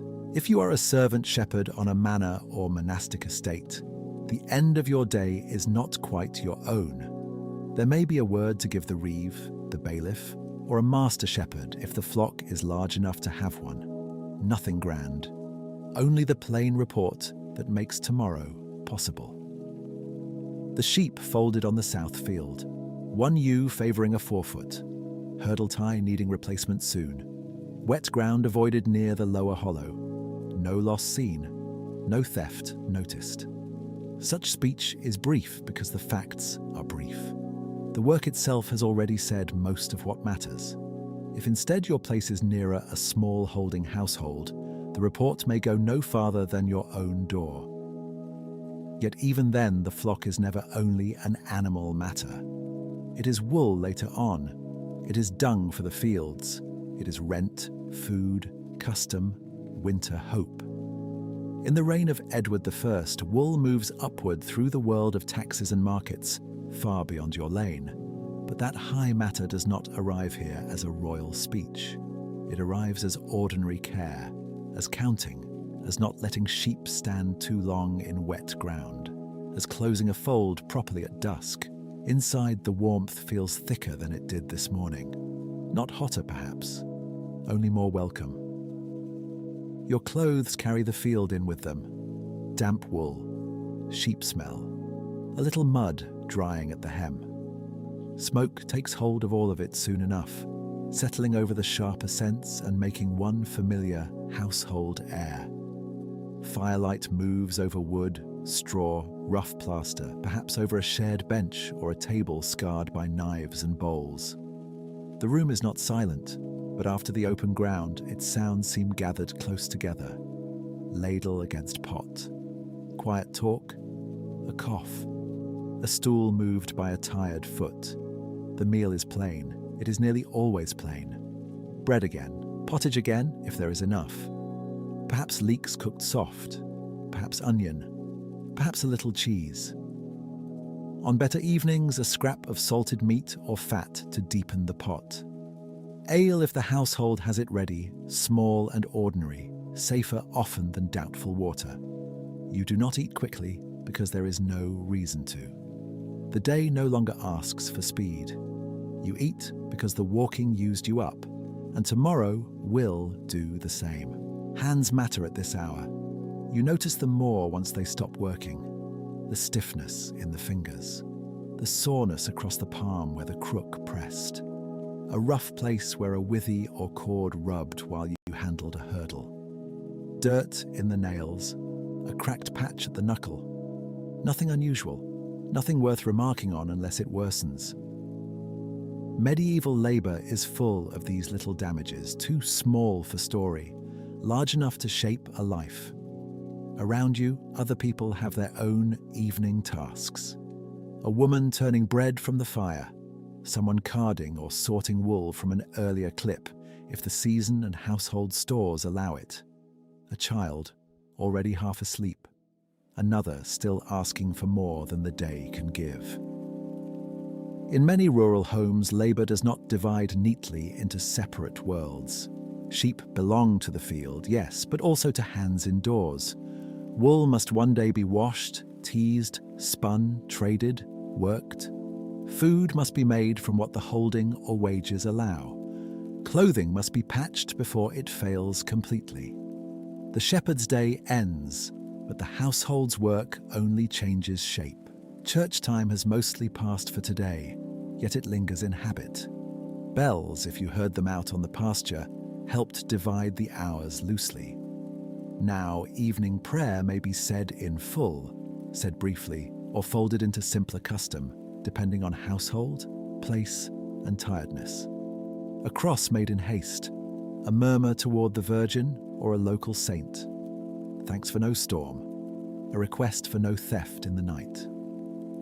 Medieval religion often sits inside the day this way, not always as long ceremony, but as repeated small gestures attached to need, fear, duty, and hope. When the meal is done, there may still be one last thing to mend. A lace, a pouch strap, the edge of a shoe. A frayed tie that can be used on tomorrow's hurdle if it survives one more binding. These tasks happen in poor light. Firelight is enough for what is familiar. Your hands know many motions almost without asking your eyes for help. Then, even these little repairs become too much effort and they wait for another evening. You think once more of the flock. This is not drama, it is habit. A shepherd in 1295 does not stop being answerable to sheep merely by lying down. If heavy rain comes in the night, if dogs worry the fold, if lambing season is underway, if a ewe seemed wrong at dusk, sleep may never become very deep. On some estates and in some seasons, more than one person would share such burdens. In other settings, the watching might fall more narrowly. The exact arrangement changes from place to place, but the truth beneath it is simple enough. Animals do not keep human hours. Your bed, if that is the word, is modest. A straw mattress, perhaps, a pallet. Blankets, if fortune or custom allows them. Cloak over the feet, if not. The room cools at the edges first. Fire sinks lower. Ash settles with a faint, soft sound. The body that has walked all day does not need much persuading now. It lowers itself with gratitude. And in the darkness, the whole quiet system of the day remains faintly present. The common pasture under cloud, the rough grass cropped short, the wet hollow you avoided, the hurdle pressed into the ground, the manure beginning to gather where tomorrow's grain will one day draw strength from it, the wool growing by small, patient degrees on animals that know nothing of taxes, export, custom dues, or royal need. Yet all of those things are joined. That is the plain truth hidden inside such a boring life. You spend the day walking behind animals across damp land, and by doing so, you help hold together more than your own supper. You help keep order on shared ground ruled by habit and manner custom. You help place fertility back onto arable soil. You help preserve bodies that will later carry wool into shears, sacks, carts, and markets. In larger ways, almost nobody standing in the field can see that wool belongs to the wealth of estates, monasteries, merchants, and kings. But none of that feels grand when you are tired. It feels like sore feet. It feels like smoke in cloth. It feels like counting in the dark. It feels like being glad the latch held. Outside, the night spreads over the fold and over the houses alike. The sheep breathe behind wattled walls. Somewhere one shifts and settles again. The weather for tomorrow is still hidden. Perhaps dawn will come grey and dry, perhaps with rain, perhaps with mist so low the flock appears only in pieces at first light. Whatever waits there is not tonight's concern yet. For now, your work has narrowed to rest. You let the crook stand by the wall, close enough for morning. You lie down in wool and weariness. The field slowly leaves your muscles. The sounds of the room grow fewer. And then, as so many ordinary medieval days must have done, this one passes not into history, but simply into sleep.